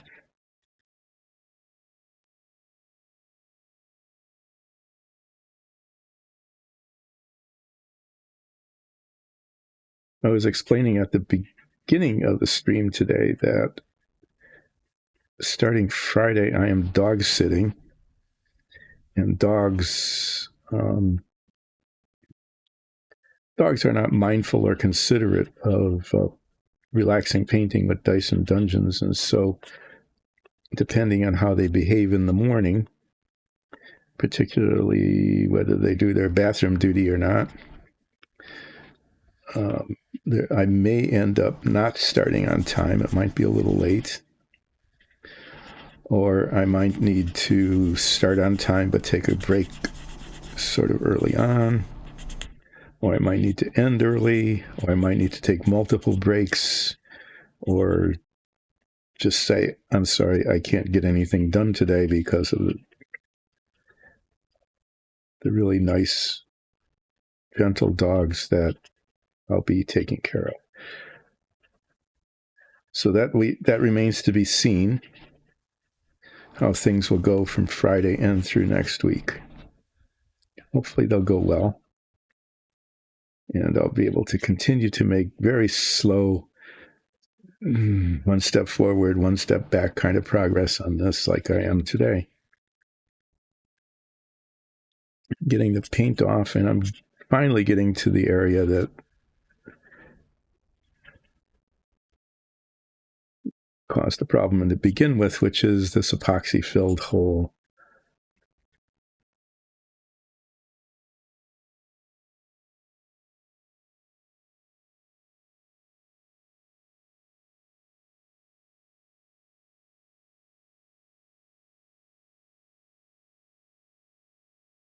I get that to a place that I'm satisfied with, like here.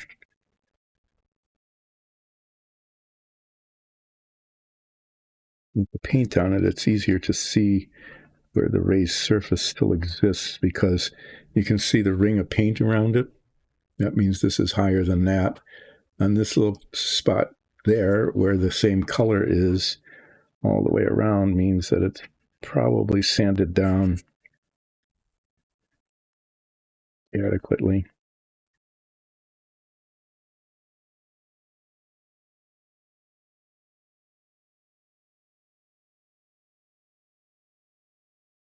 This is where it would go faster if I used a coarser grit. But then I'd have all of these scratch marks from the coarser grit to polish out.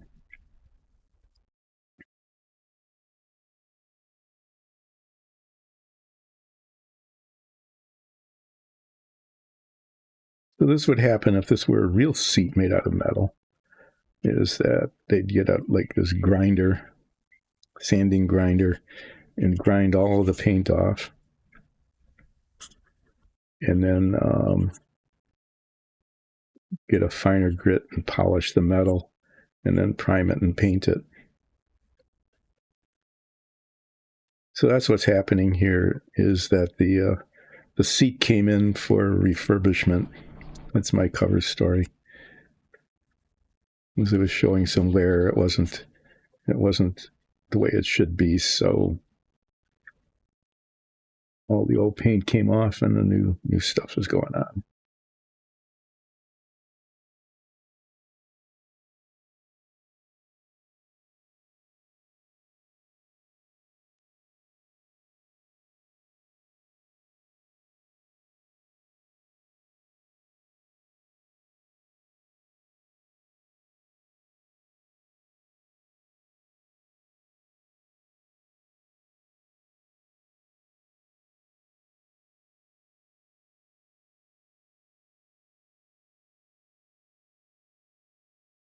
And hopefully this will just all get polished down to the same surface and not pull the epoxy out of the thing that it is in.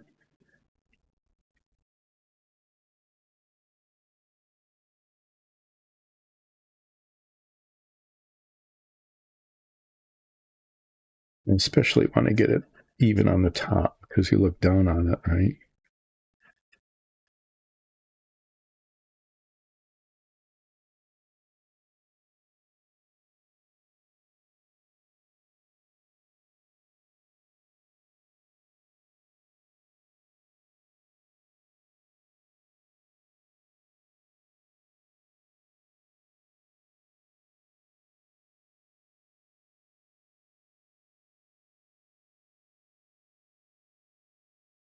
Oh, Mickey Mouse Club. Yeah, what about Mickey Mouse Club?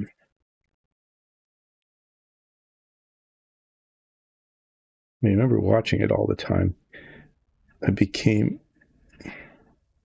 have to admit that we all started feeling pretty badly for Donald Duck. The theme song. It was MICKEYMOUSE, the whole thing like that. And then they shout Mickey Mouse, and then Donald Duck would go, Donald Duck, or however Donald, I can't do the Donald Duck voice. I'm not going to even try.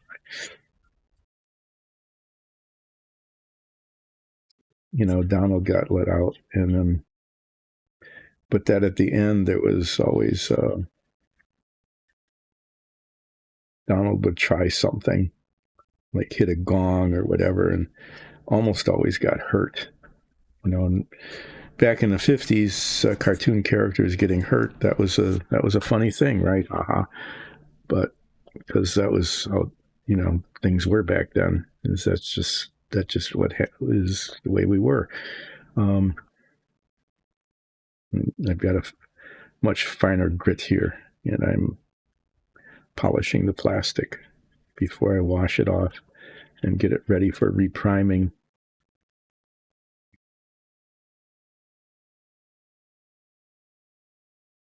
You can still see the circle, but I am of the belief that that's because the epoxy is transparent. Because when I run my finger across it, I'm not feeling it, which is good.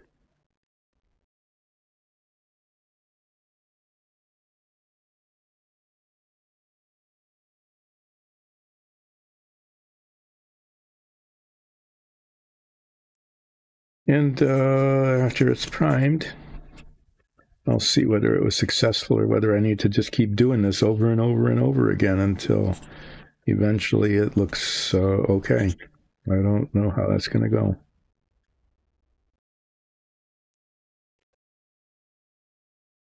You need to wash it off and then stick it on a piece of cardboard. I'll be right back.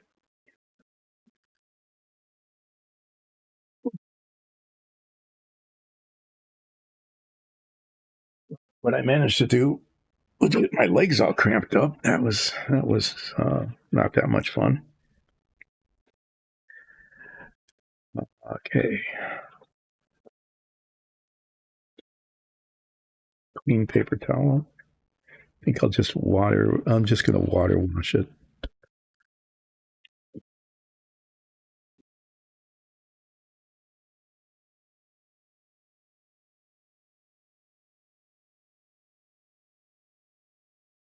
The inside a little bit. So this was a piece that was almost done, but then I was very dissatisfied with how it looked. So instead of finishing it today, what I did was unfinish it today and start over on it. It's always important to never get anywhere.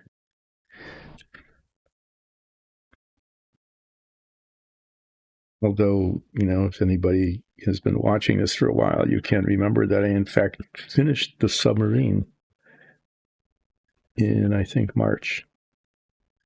And I've gotten the Apollo almost done, except for the instrument panels that are going to be printed out on sticky paper and attached to the instrument panels in the model so that they don't just look like painted plastic.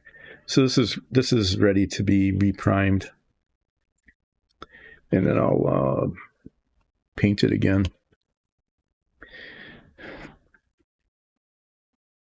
These parts all look okay. I did discover that I put this thing on upside down, but it fits so much better this way. So I'm going to pretend that that's the way it's supposed to be. That for some reason the lever is on the bottom and not the top.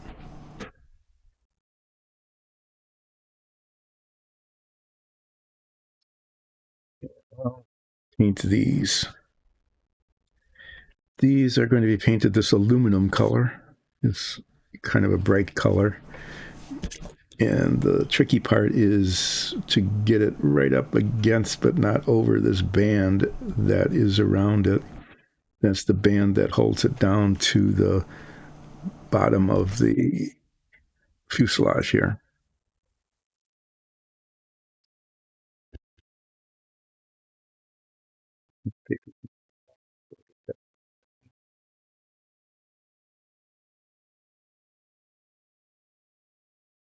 Used up. I almost knocked that on the floor.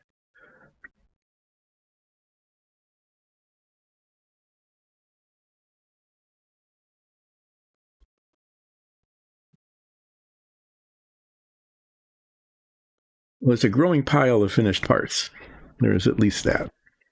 I'm going to need this again because once those are painted, I can't really set them down. I mean, I can, but it'd be better if they were up like this.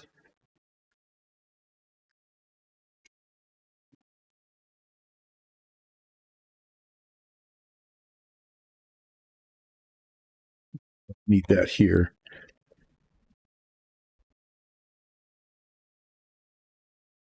This is a new brush. I haven't used this before.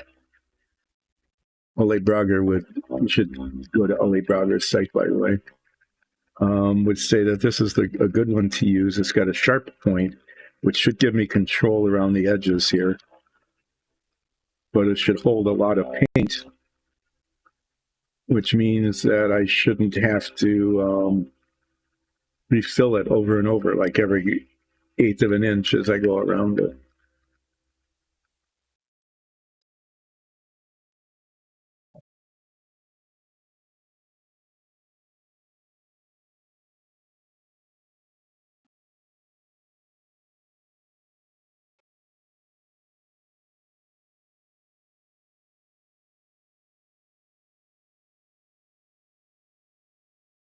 So one thing well, this will require 2 coats. So like I said, I haven't used this before. I don't know how it's going to go. Let's find out.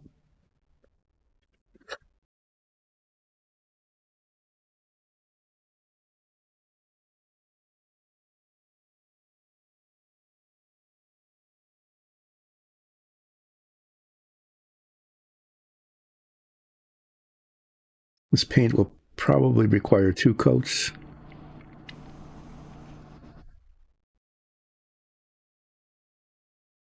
It's a little bit streaky.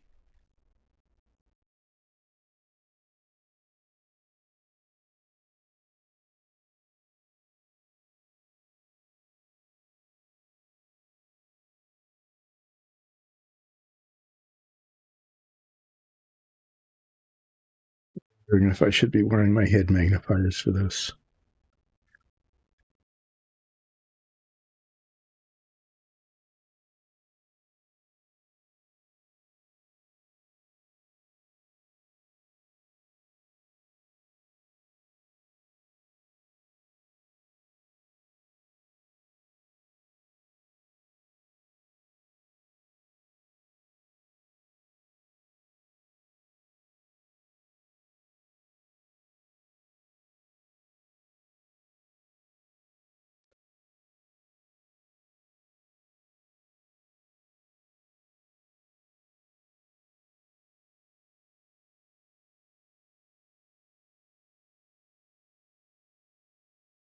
Paint is reflecting the light weirdly.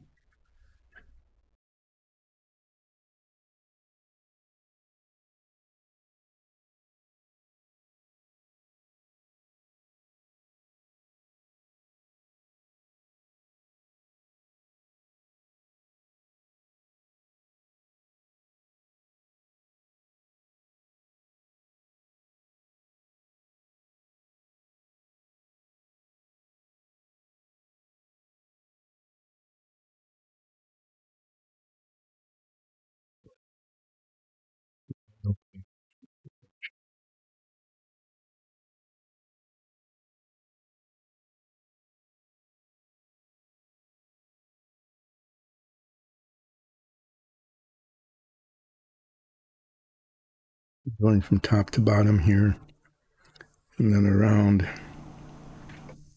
the edges. But I can tell that it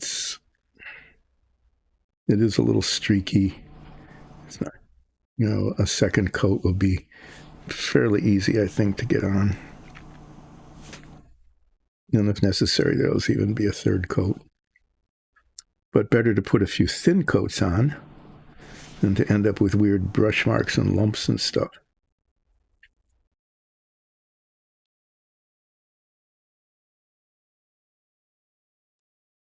Okay.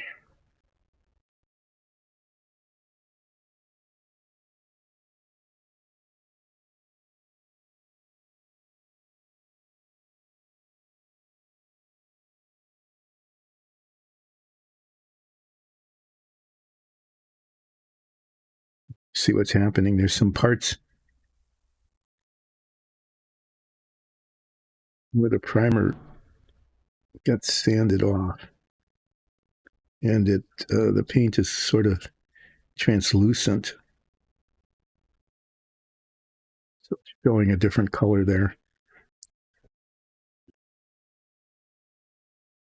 That's why another reason for why there will be 2, possibly 3 coats on here.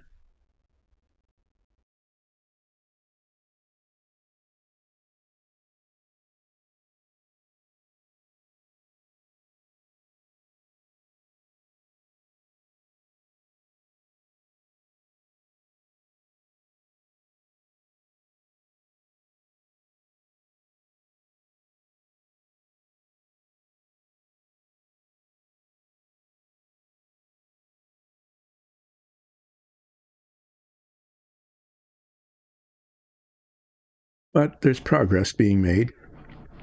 Paint is being applied.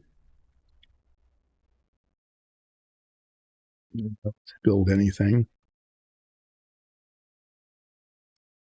The next steps, the next bits, and there's no way to avoid it. I need to get onto it. And those tiny little pieces that have sprue bits attached to them. Getting out any bubbles here. Sprue bits attached to them, and who knows what other kind of little flaws there are. Uh,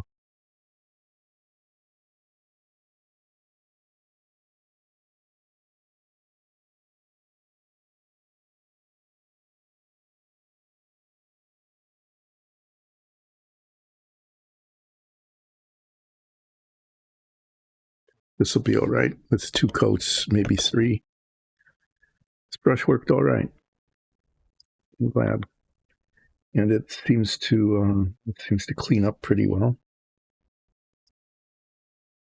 So it holds the paint until it gets onto the surface, but then it lets go of the paint once it's on. And then there's some bristles that are just sticking out. What is up with that?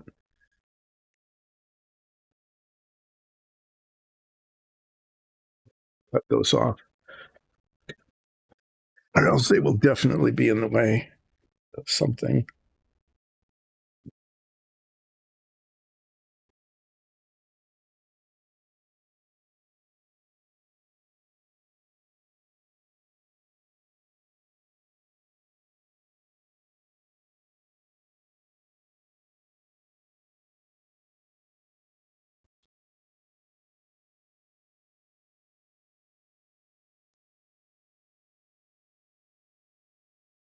It's the kind of thing where a bristle will stick out, catch the paint, and like hit it on just a tiny spot because it's one bristle, right? But it'll get onto the surface somewhere, and then won't see it until it's practically too late to fix. All right. And this comes with a nice little tube. Nice little protection tube. There we go. Okay, so here are parts.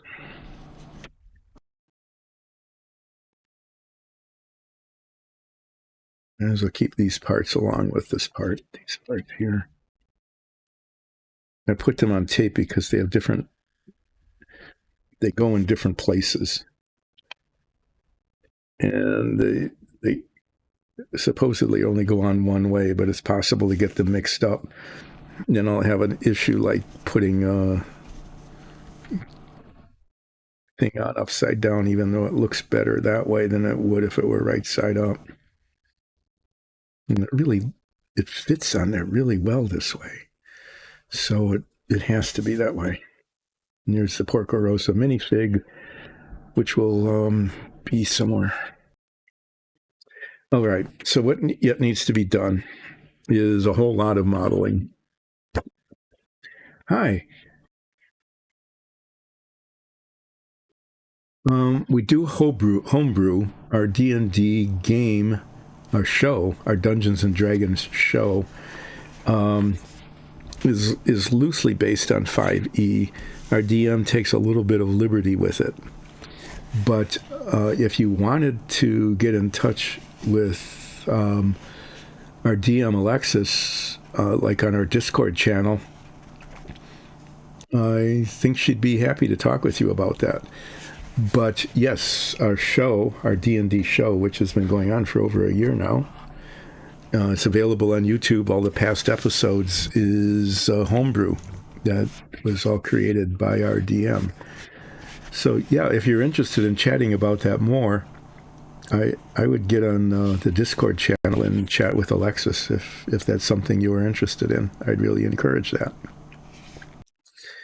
I am not the best person to be talking about that because I'm just old and I can't keep up with stuff. But I'm a fun player on the show.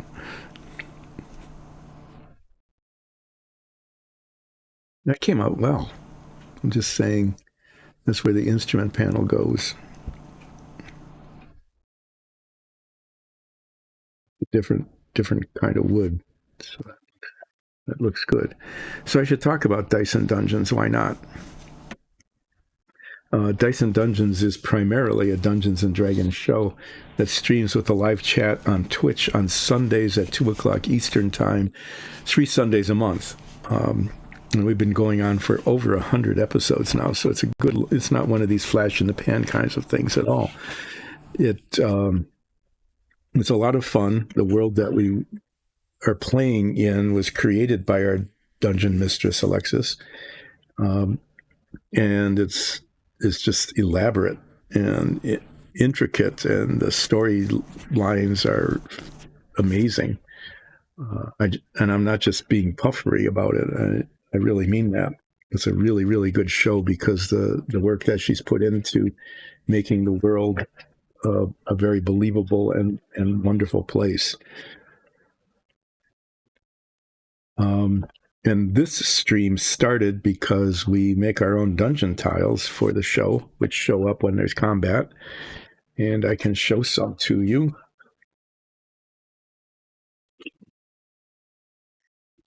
These are the ones, these are made to look like wood. We also have some that look like stone. And then we do a lot of minifigs and scatter and stuff like that. That kind of shows up under my picture on the stream.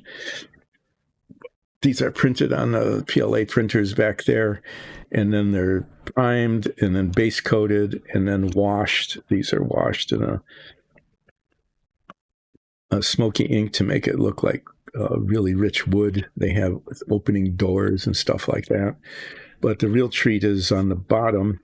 Underneath these plates are little ball magnets in the corners so that they adhere to each other. And you can see that I can take them apart real easily and reconnect them.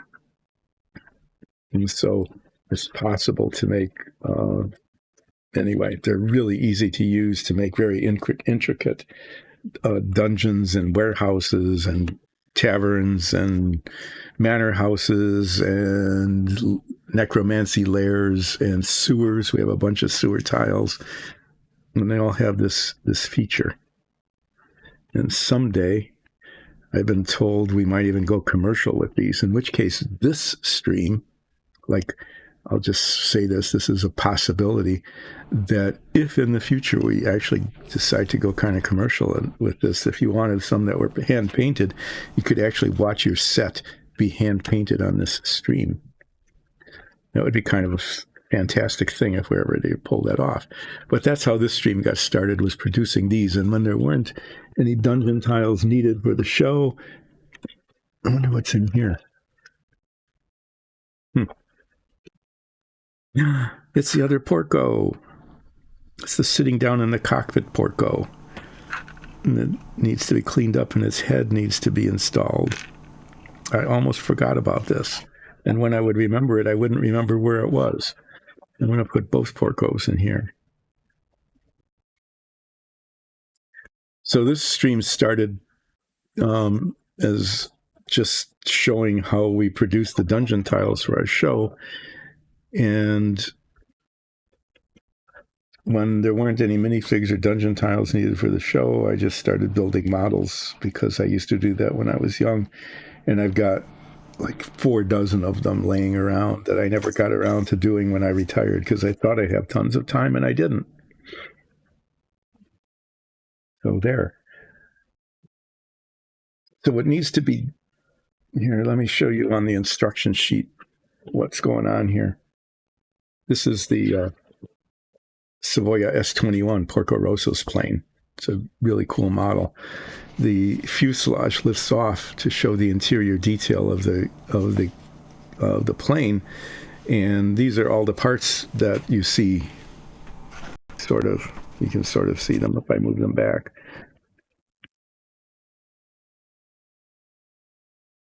Them over and stuff. These are all the parts that go into the interior of the canopy, and most of them are done. What I need to work on yet are the end caps of the fuel tank, which are these bits. They're going to need a second coat of aluminum paint. I might put that on yet today. And then there's these little bits, all these little bits plus the control panel. These are in real life much smaller than that. And they have, places where they came off the sprue. And anyway, the reason I brought this box out is that there's a very good chance that as I'm working on them, I will drop them. With one of them, I managed to pop it onto the floor while I was painting it. This is the gun sight. That comes later. I'm going to just dump these out so you can see what I'm dealing with here, especially these things. And then the control panels, I've got 2 versions of the control panel. The instrument panel, not control panel, the instrument panel.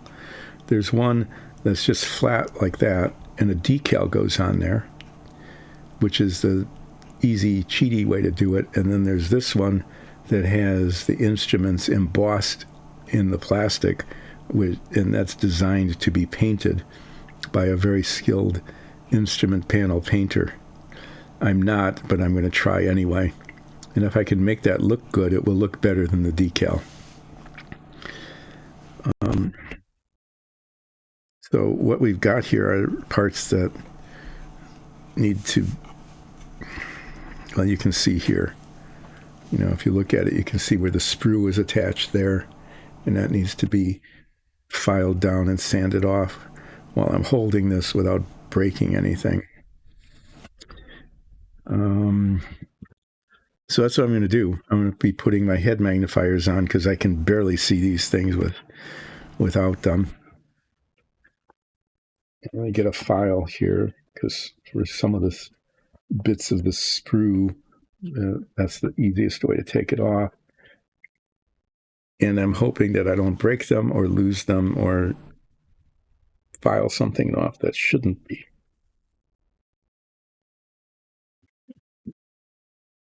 Yeah, you're going to just look at this. And what I'm also hoping is, well, there. I did say at the beginning of this stream that I had spent the last 3 days knocking things over and spilling things. Well,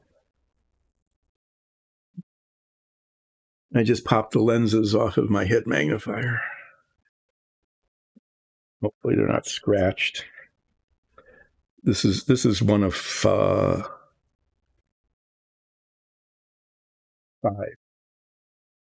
They're different magnifications. So if I somehow managed to ruin one, I could get another one. It would be at a different level of magnification, which would be unfortunate. But no, there's a nick there.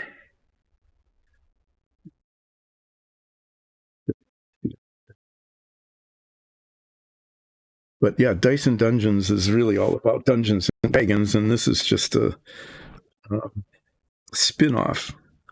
It's like Mork and Mindy spinning off from Happy Days, or Petticoat Junction spinning off from Green Acres.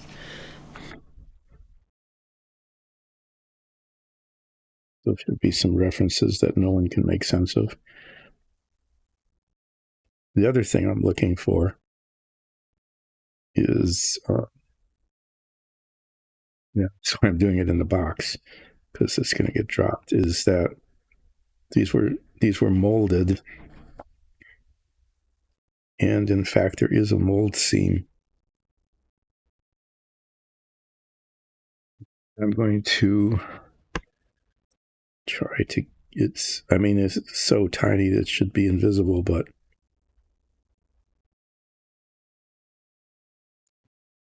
see, it's there. And then I should, before I go through the trouble of painting these, I probably should test fit them. And maybe I should make sure I can get the parts in the right direction and not upside down like I did one of the parts in the inside of the canopy. That is upside down, but we won't talk about that anymore because it looks just fine the way it is.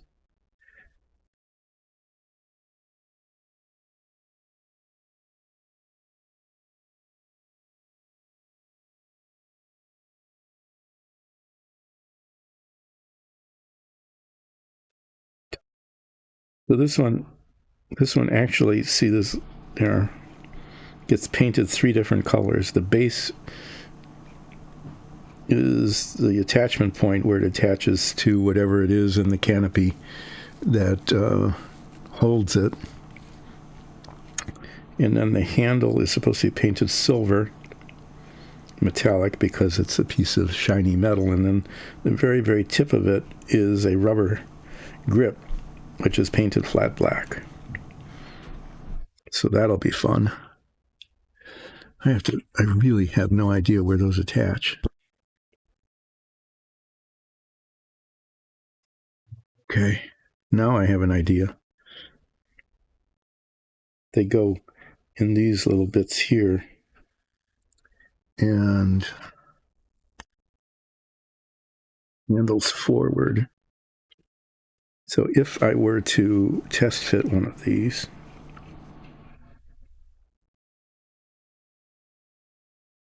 it should fit.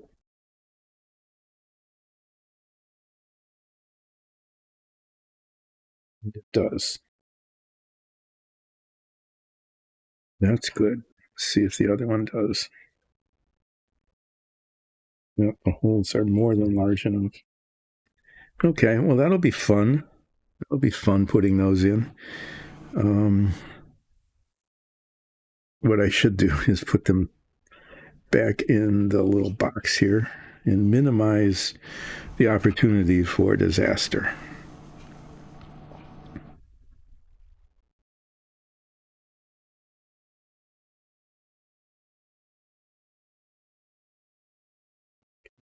Sure. Oh, these are the rudder pedals. Okay, that's cool. I was wondering what these were, but they are in fact the rudder pedals. And there's a front and a back to it. I'll have to look at the instructions again carefully, but the sprue was attached to the attachment point, and it needs to come off. File that off and then test fit it just like I did the others. These are so tiny that I really can't prime them. I'm going to just, even if I tape them down to a piece of cardboard, it's just, it's really tiny.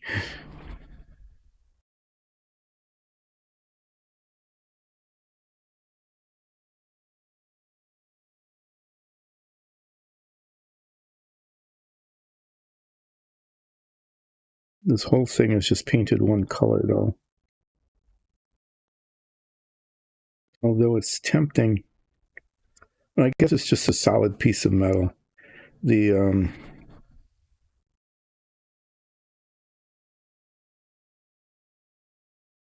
yeah, there's mold marks there.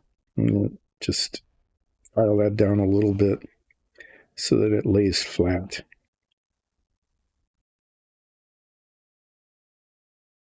What happens with these is that the center of the mold tends to be higher, and then it rocks back and forth on the mold mark, the mold seam. So you probably can't really see this, but there's, this is going to be painted mainly that dark gray color, like these parts that you can't see because they're off camera now. This dark gray color, okay. But then there's the pedals, the rudder pedals themselves. I might paint those since I'm going to have flat black paint out anyway. Okay, this isn't filed down enough. As I was rotating, I could see that there's still, whoa, okay. A bunch of the sprue still attached to the attachment point. So you've seen that I've dropped these a couple of times, and if it had been on the workbench, they probably could have bounced off onto the floor or something, gotten lost. So I'm going to actually take some time and paint the pedal part here between these two high points, like it was dark rubber, or the flat black color. Just why not? Because I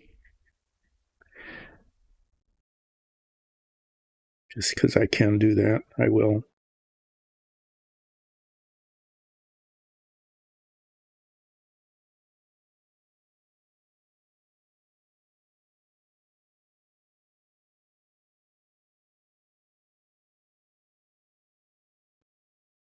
The instructions.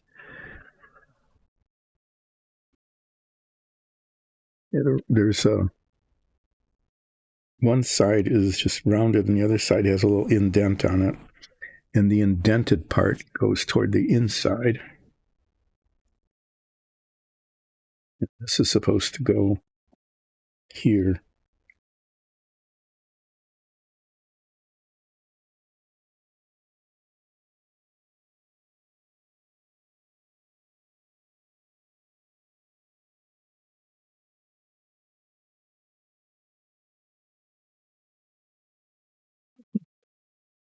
But I could use the tweezers, but I learned my lesson that squeezing it with the tweezers will sometimes just send it flying. I mean, just poof into the nether. Okay, well, that fits. That's good. No,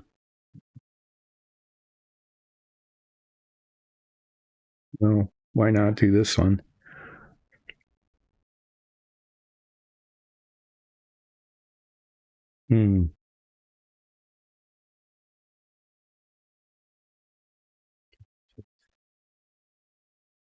Screw on it as well. You have to be careful not to break this little handle off. This is another one of those that's painted like 3 different colors. No, 2.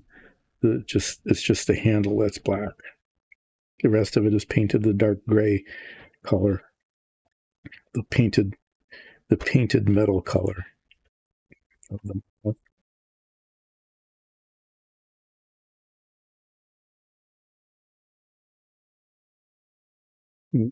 Again, the sprue was attached to the attachment point, which is good because, you know, that part's invisible once it's assembled. Better than putting it somewhere where the process of cleaning it off would make assembly difficult. But there's mold marks all around this. Okay, and the two parts were not in alignment. So I don't know if you can see it or not, but like right at the top of the rounded part here, you can see the seam where the mold parts came together.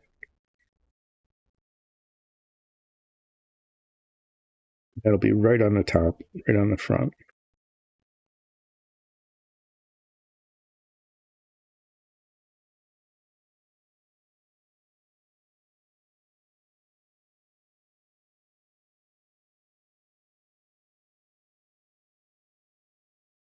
The two sides are not even with each other, which means that one side was the mold halves were offset a little bit.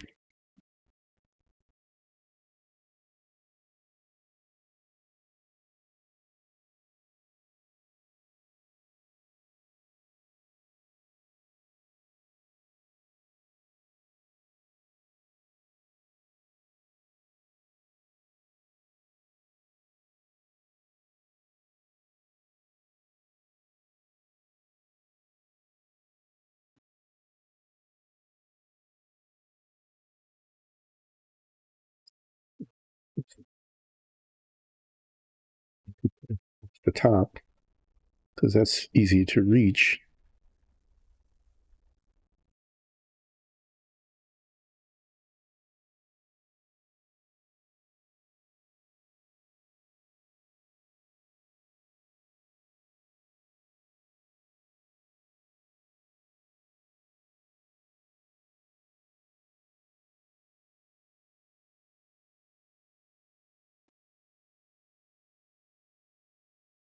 Clean these off pretty carefully without losing them or breaking them, and then paint them. It won't be that hard, but it'll be a little bit challenging because they're very tiny.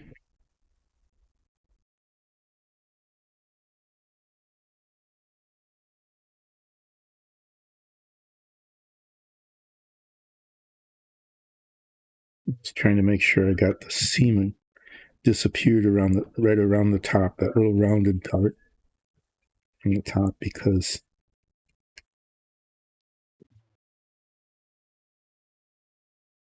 pretty clear. It was pretty obvious that the two halves of the mold were all set from each other. As I was looking at it, kind of at an angle.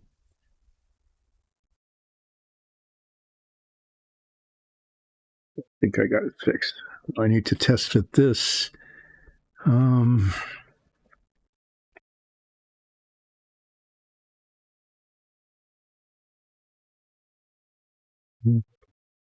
This goes, there's this sort of half slot here. Goes on like that. It fits pretty nice and tight. That's good. And then the last bit looks like a brake lever or something. I'm not sure.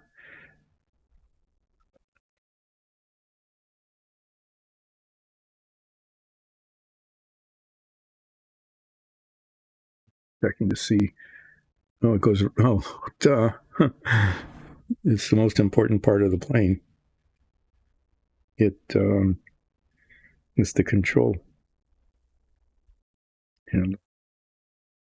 And this was not nicely done. You can see that lump there right in the middle, right there.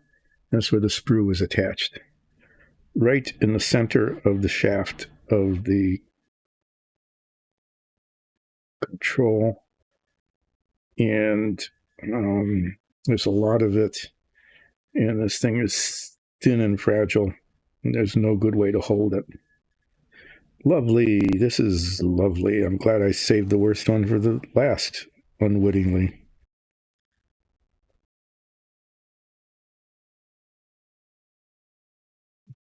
Hmm. Do it this way and hope for the best. This is going to take a long time because I can't put any pressure on it.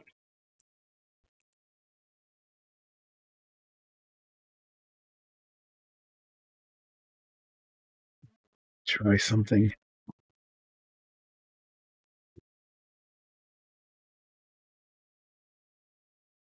Put it in here so I can. I think this might work. So I can put some pressure on it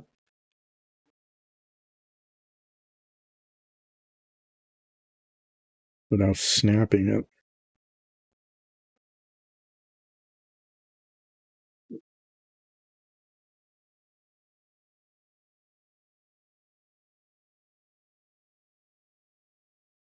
It's still going to take a while because I have to be really careful. I don't want to grind this down into the shaft of the handle. This is too wide. I have a much narrower one here. What I'm concerned about is that was so wide that where did the part go? Oh, jeez. It's almost the same color as the sticky tack. I thought I had lost it. It was like, how could it disappear? It was embedded in goo.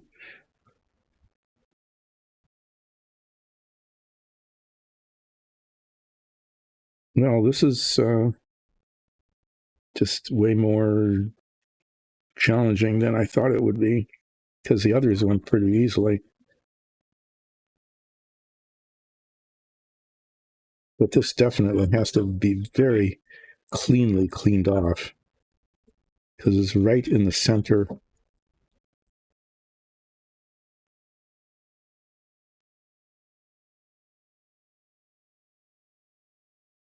One of the most important parts of the plane. What? Why didn't they just attach it down here? Like all the others, where they attached it to the attachment point, where it could, you know, it didn't even have to be cleanly done. It just needed to be gone.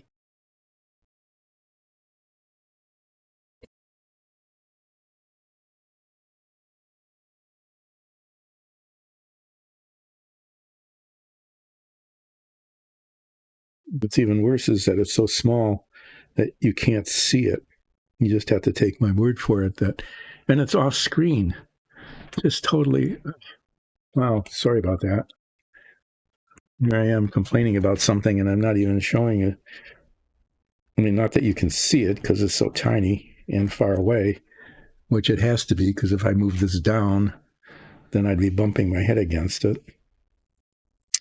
Well, there had to be something today that was, because things went kind of okay. I didn't spill anything or break anything. I only dropped a couple of things and I found them right away. But the last bit, well, the second to the last bit, I have to do the control panels, but those are comparatively relatively easy. Would be the most challenging.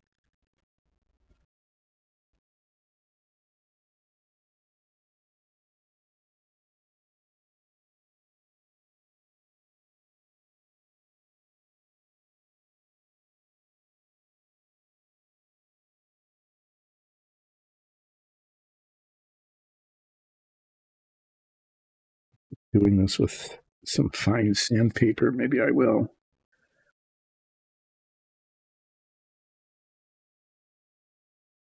Emery cloth stuff again. That was good.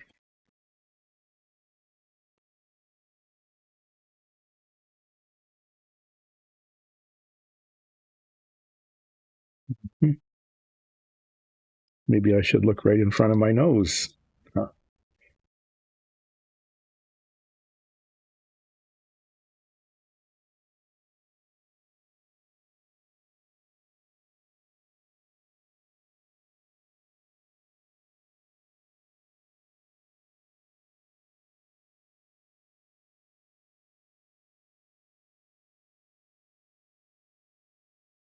Sorry for going silent. This is very tetchy work. I mean, just tiny little bits of plastic on a piece that could be broken very easily.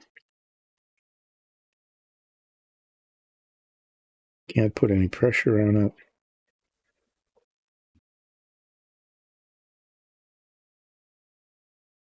It's going to be painted metallic. So I have to be careful about scratches.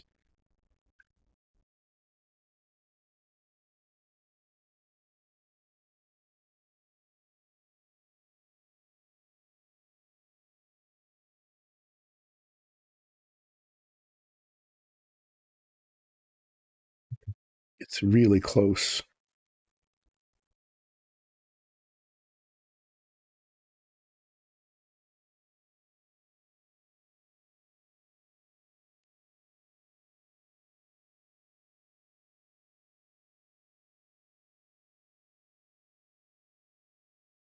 Okay. You can still see the slightest hint of excess plastic.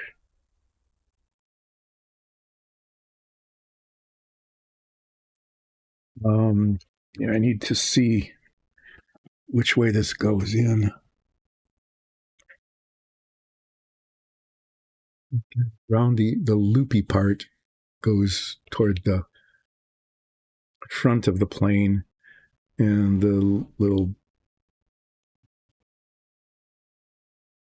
this, and then there's a gun trigger on it too, and that goes right here in the center.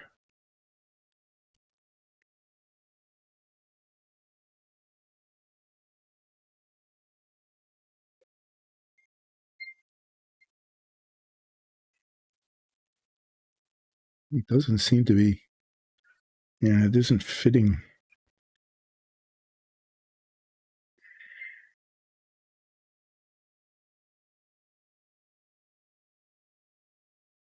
And of course, it wouldn't fit right. All the other parts did. I need to put these on again. I can't see what the problem is.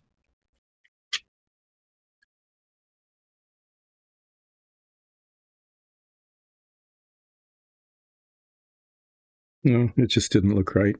Okay. Well, that's done. This, I think this actually came out pretty good. Even under magnification, it looks all right, which is kind of a surprise. I'm glad to have that behind me. Well, it's actually in front of me. Okay. But I mean, done. Done-ish. I've just got the control panels here. And of course, the sprue was on the top of the control panel, not on the bottom, so that it's going to show if I don't clean it off nicely. And sometimes these things were just, it's like, wow, they were brilliant. They really did it, what needed to be done beautifully. And then they do just, why didn't you attach it on the bottom, right? Because that's not going to show. This is right at the top of the control panel, or if you're looking down at it, you'll see it. So if that isn't nicely cleaned, it's going to be very obvious. Just really why.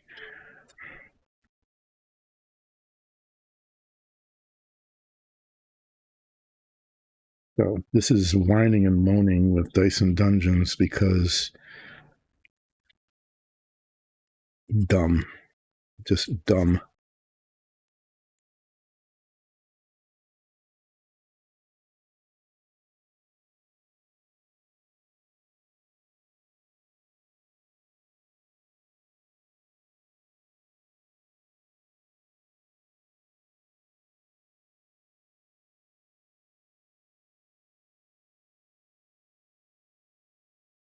Well, unless I use up the last bits, I'm not going to get that second coat of aluminum paint on there, I don't think.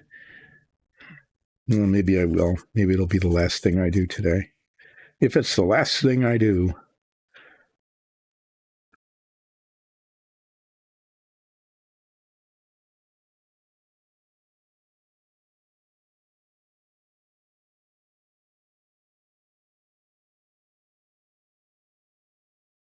On Wednesday, I'm going to start painting these little bits. So that should be fun. Trying not to lose them. You know, holding on to them and painting them is one thing. Having them held on by something else while the paint dries is another, without it popping off and flying into the ether.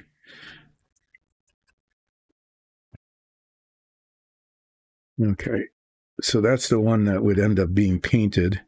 This is the one that it would end up having a decal on it.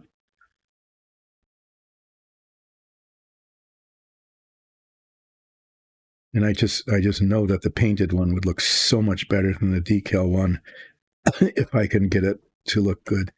I had a lot of practice with the submarine model with dials and buttons, and I some of them came out really well. Some of them were. I'll look at that with the head magnifier on before I finish here, though. I want to see how it's set up. Sometimes, there's raised bits that can be painted or inked in certain ways, and then there are indented bits that are much harder to work with.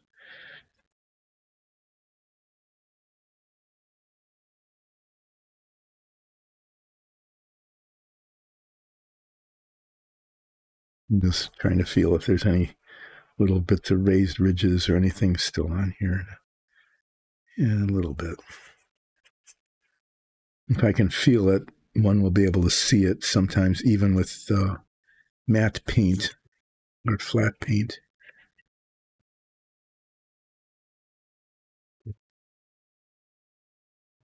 Tweezers, but I'm going to keep them deep in the box.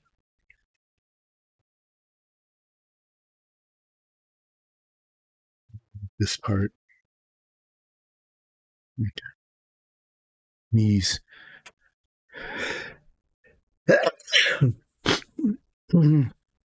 Sanding dust, maybe. I'm not sure. Maybe it's just as I'm getting near the end here.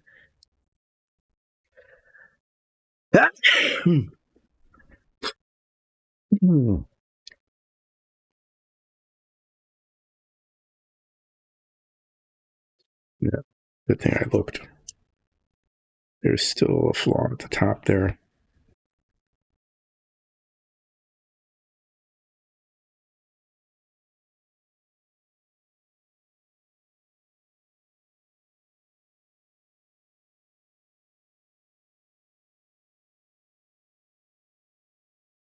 Okay. Well, I'm looking at this, and the way it's done, it's not bad, is that the instruments are inset inside a bezel. The bezel is raised up above the instrument panel itself. So what can be done here is painting the inside the bezel. And then there's it's an artificial horizon. I don't know why it's tilted, because the plane isn't tilted. Various gauges, and there's very, very slightly raised markings on there.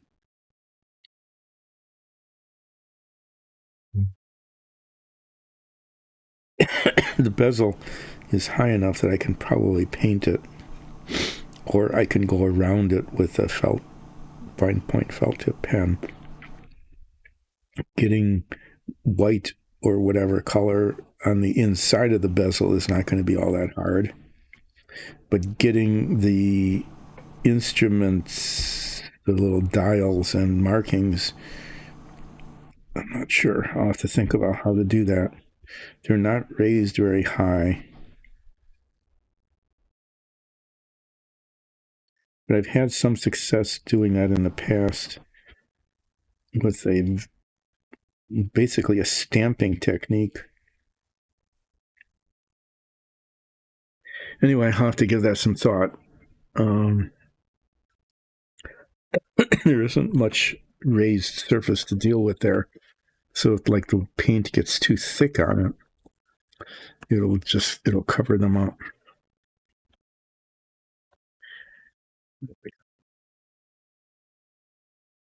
$13 yet. Just enough time. Okay. First of all, I'm going to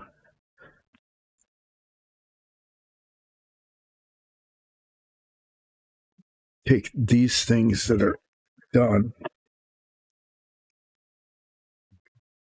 that are finished. I'm going to cover them with a clean paper towel. Try to keep them from getting dirty and stuff. Put this stuff away. Things that are definitely in the way away.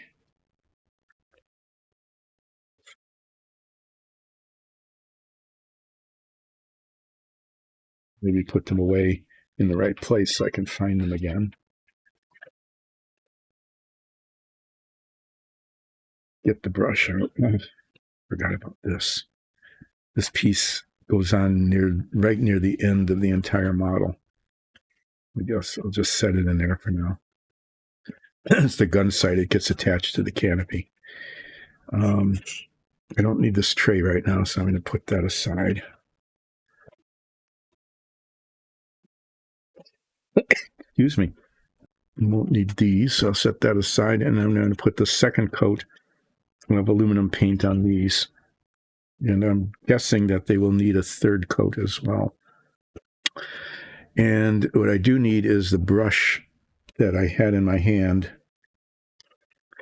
that I put way over there. All right. Can tell this is getting close to the end, well, what needs to be the end of the stream, because anyone who has watched this to the finish knows how much I end up losing focus and start getting congested. There's just symptoms. There are consistent symptoms of getting close to the end of the stream. Oh, geez, I can't forget about this. This has to be reprimed.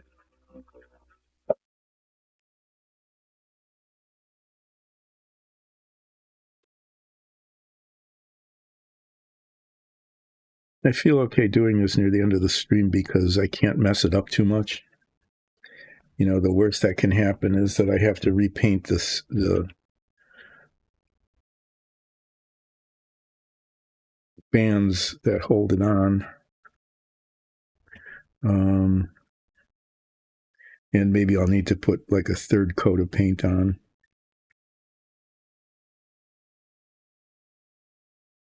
It would not be a surprise that I would need to do that.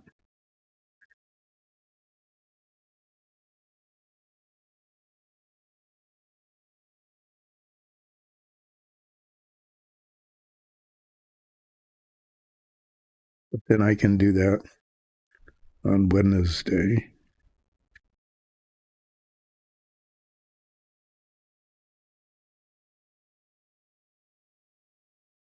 It's like I should pretty much plan on it.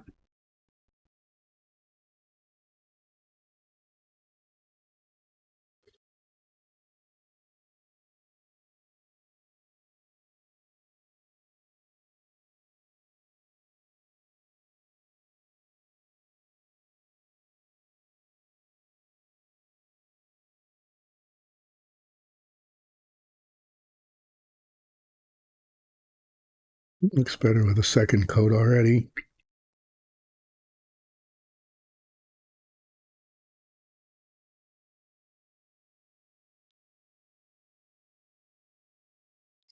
Yeah, I should do it this way. I was getting little brush marks where I started the brushing, and I want those at the bottom of the tank, not the top.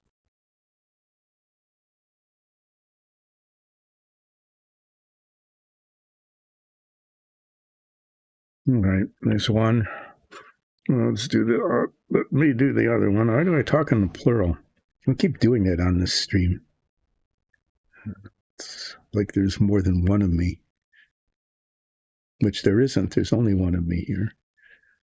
We keep talking in the plural. It's probably annoying to listen to. I hope not, but I will do my best to catch it and not do it as I have been.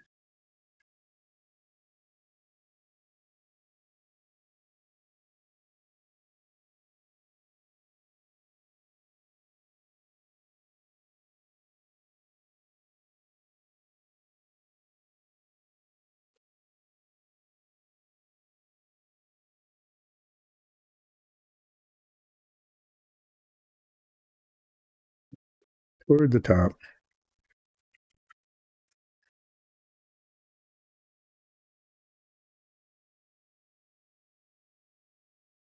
Trying to avoid any bubbles. Or at least make them go away if there are.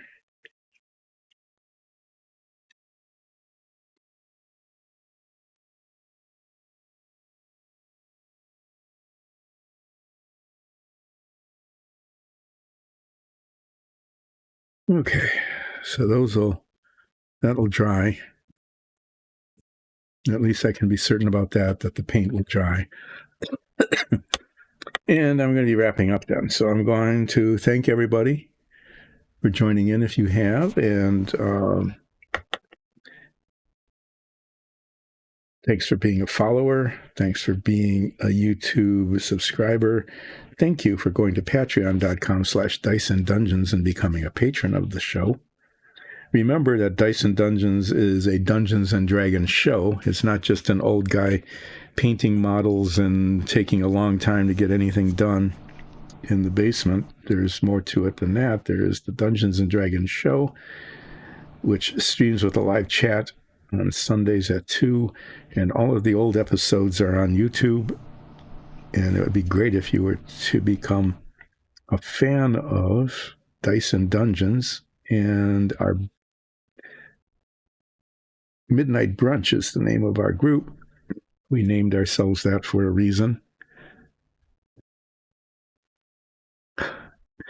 It's hard to explain. But anyway, watch our show. If you can't catch it with the live chat, you can catch it on YouTube, and you can always go back to previous episodes so that you can get some of the backstory if you've missed it and you're curious about it. I'll be back on Wednesday at about 10 o'clock, and what I'll be working on then, painting these little bits that are these little bits. And if I can get them successfully painted and the paint dries, I will install them into the little spots on the bottom of the canopy here. And I will then begin the assembly. The parts other than the tank, which needs to be maybe coated one more time, that assembly is really easy. And the seat, which needs to be redone. Yeah. I should be able to start putting parts together. Really. Yeah, we'll see how that goes. Just see how it goes.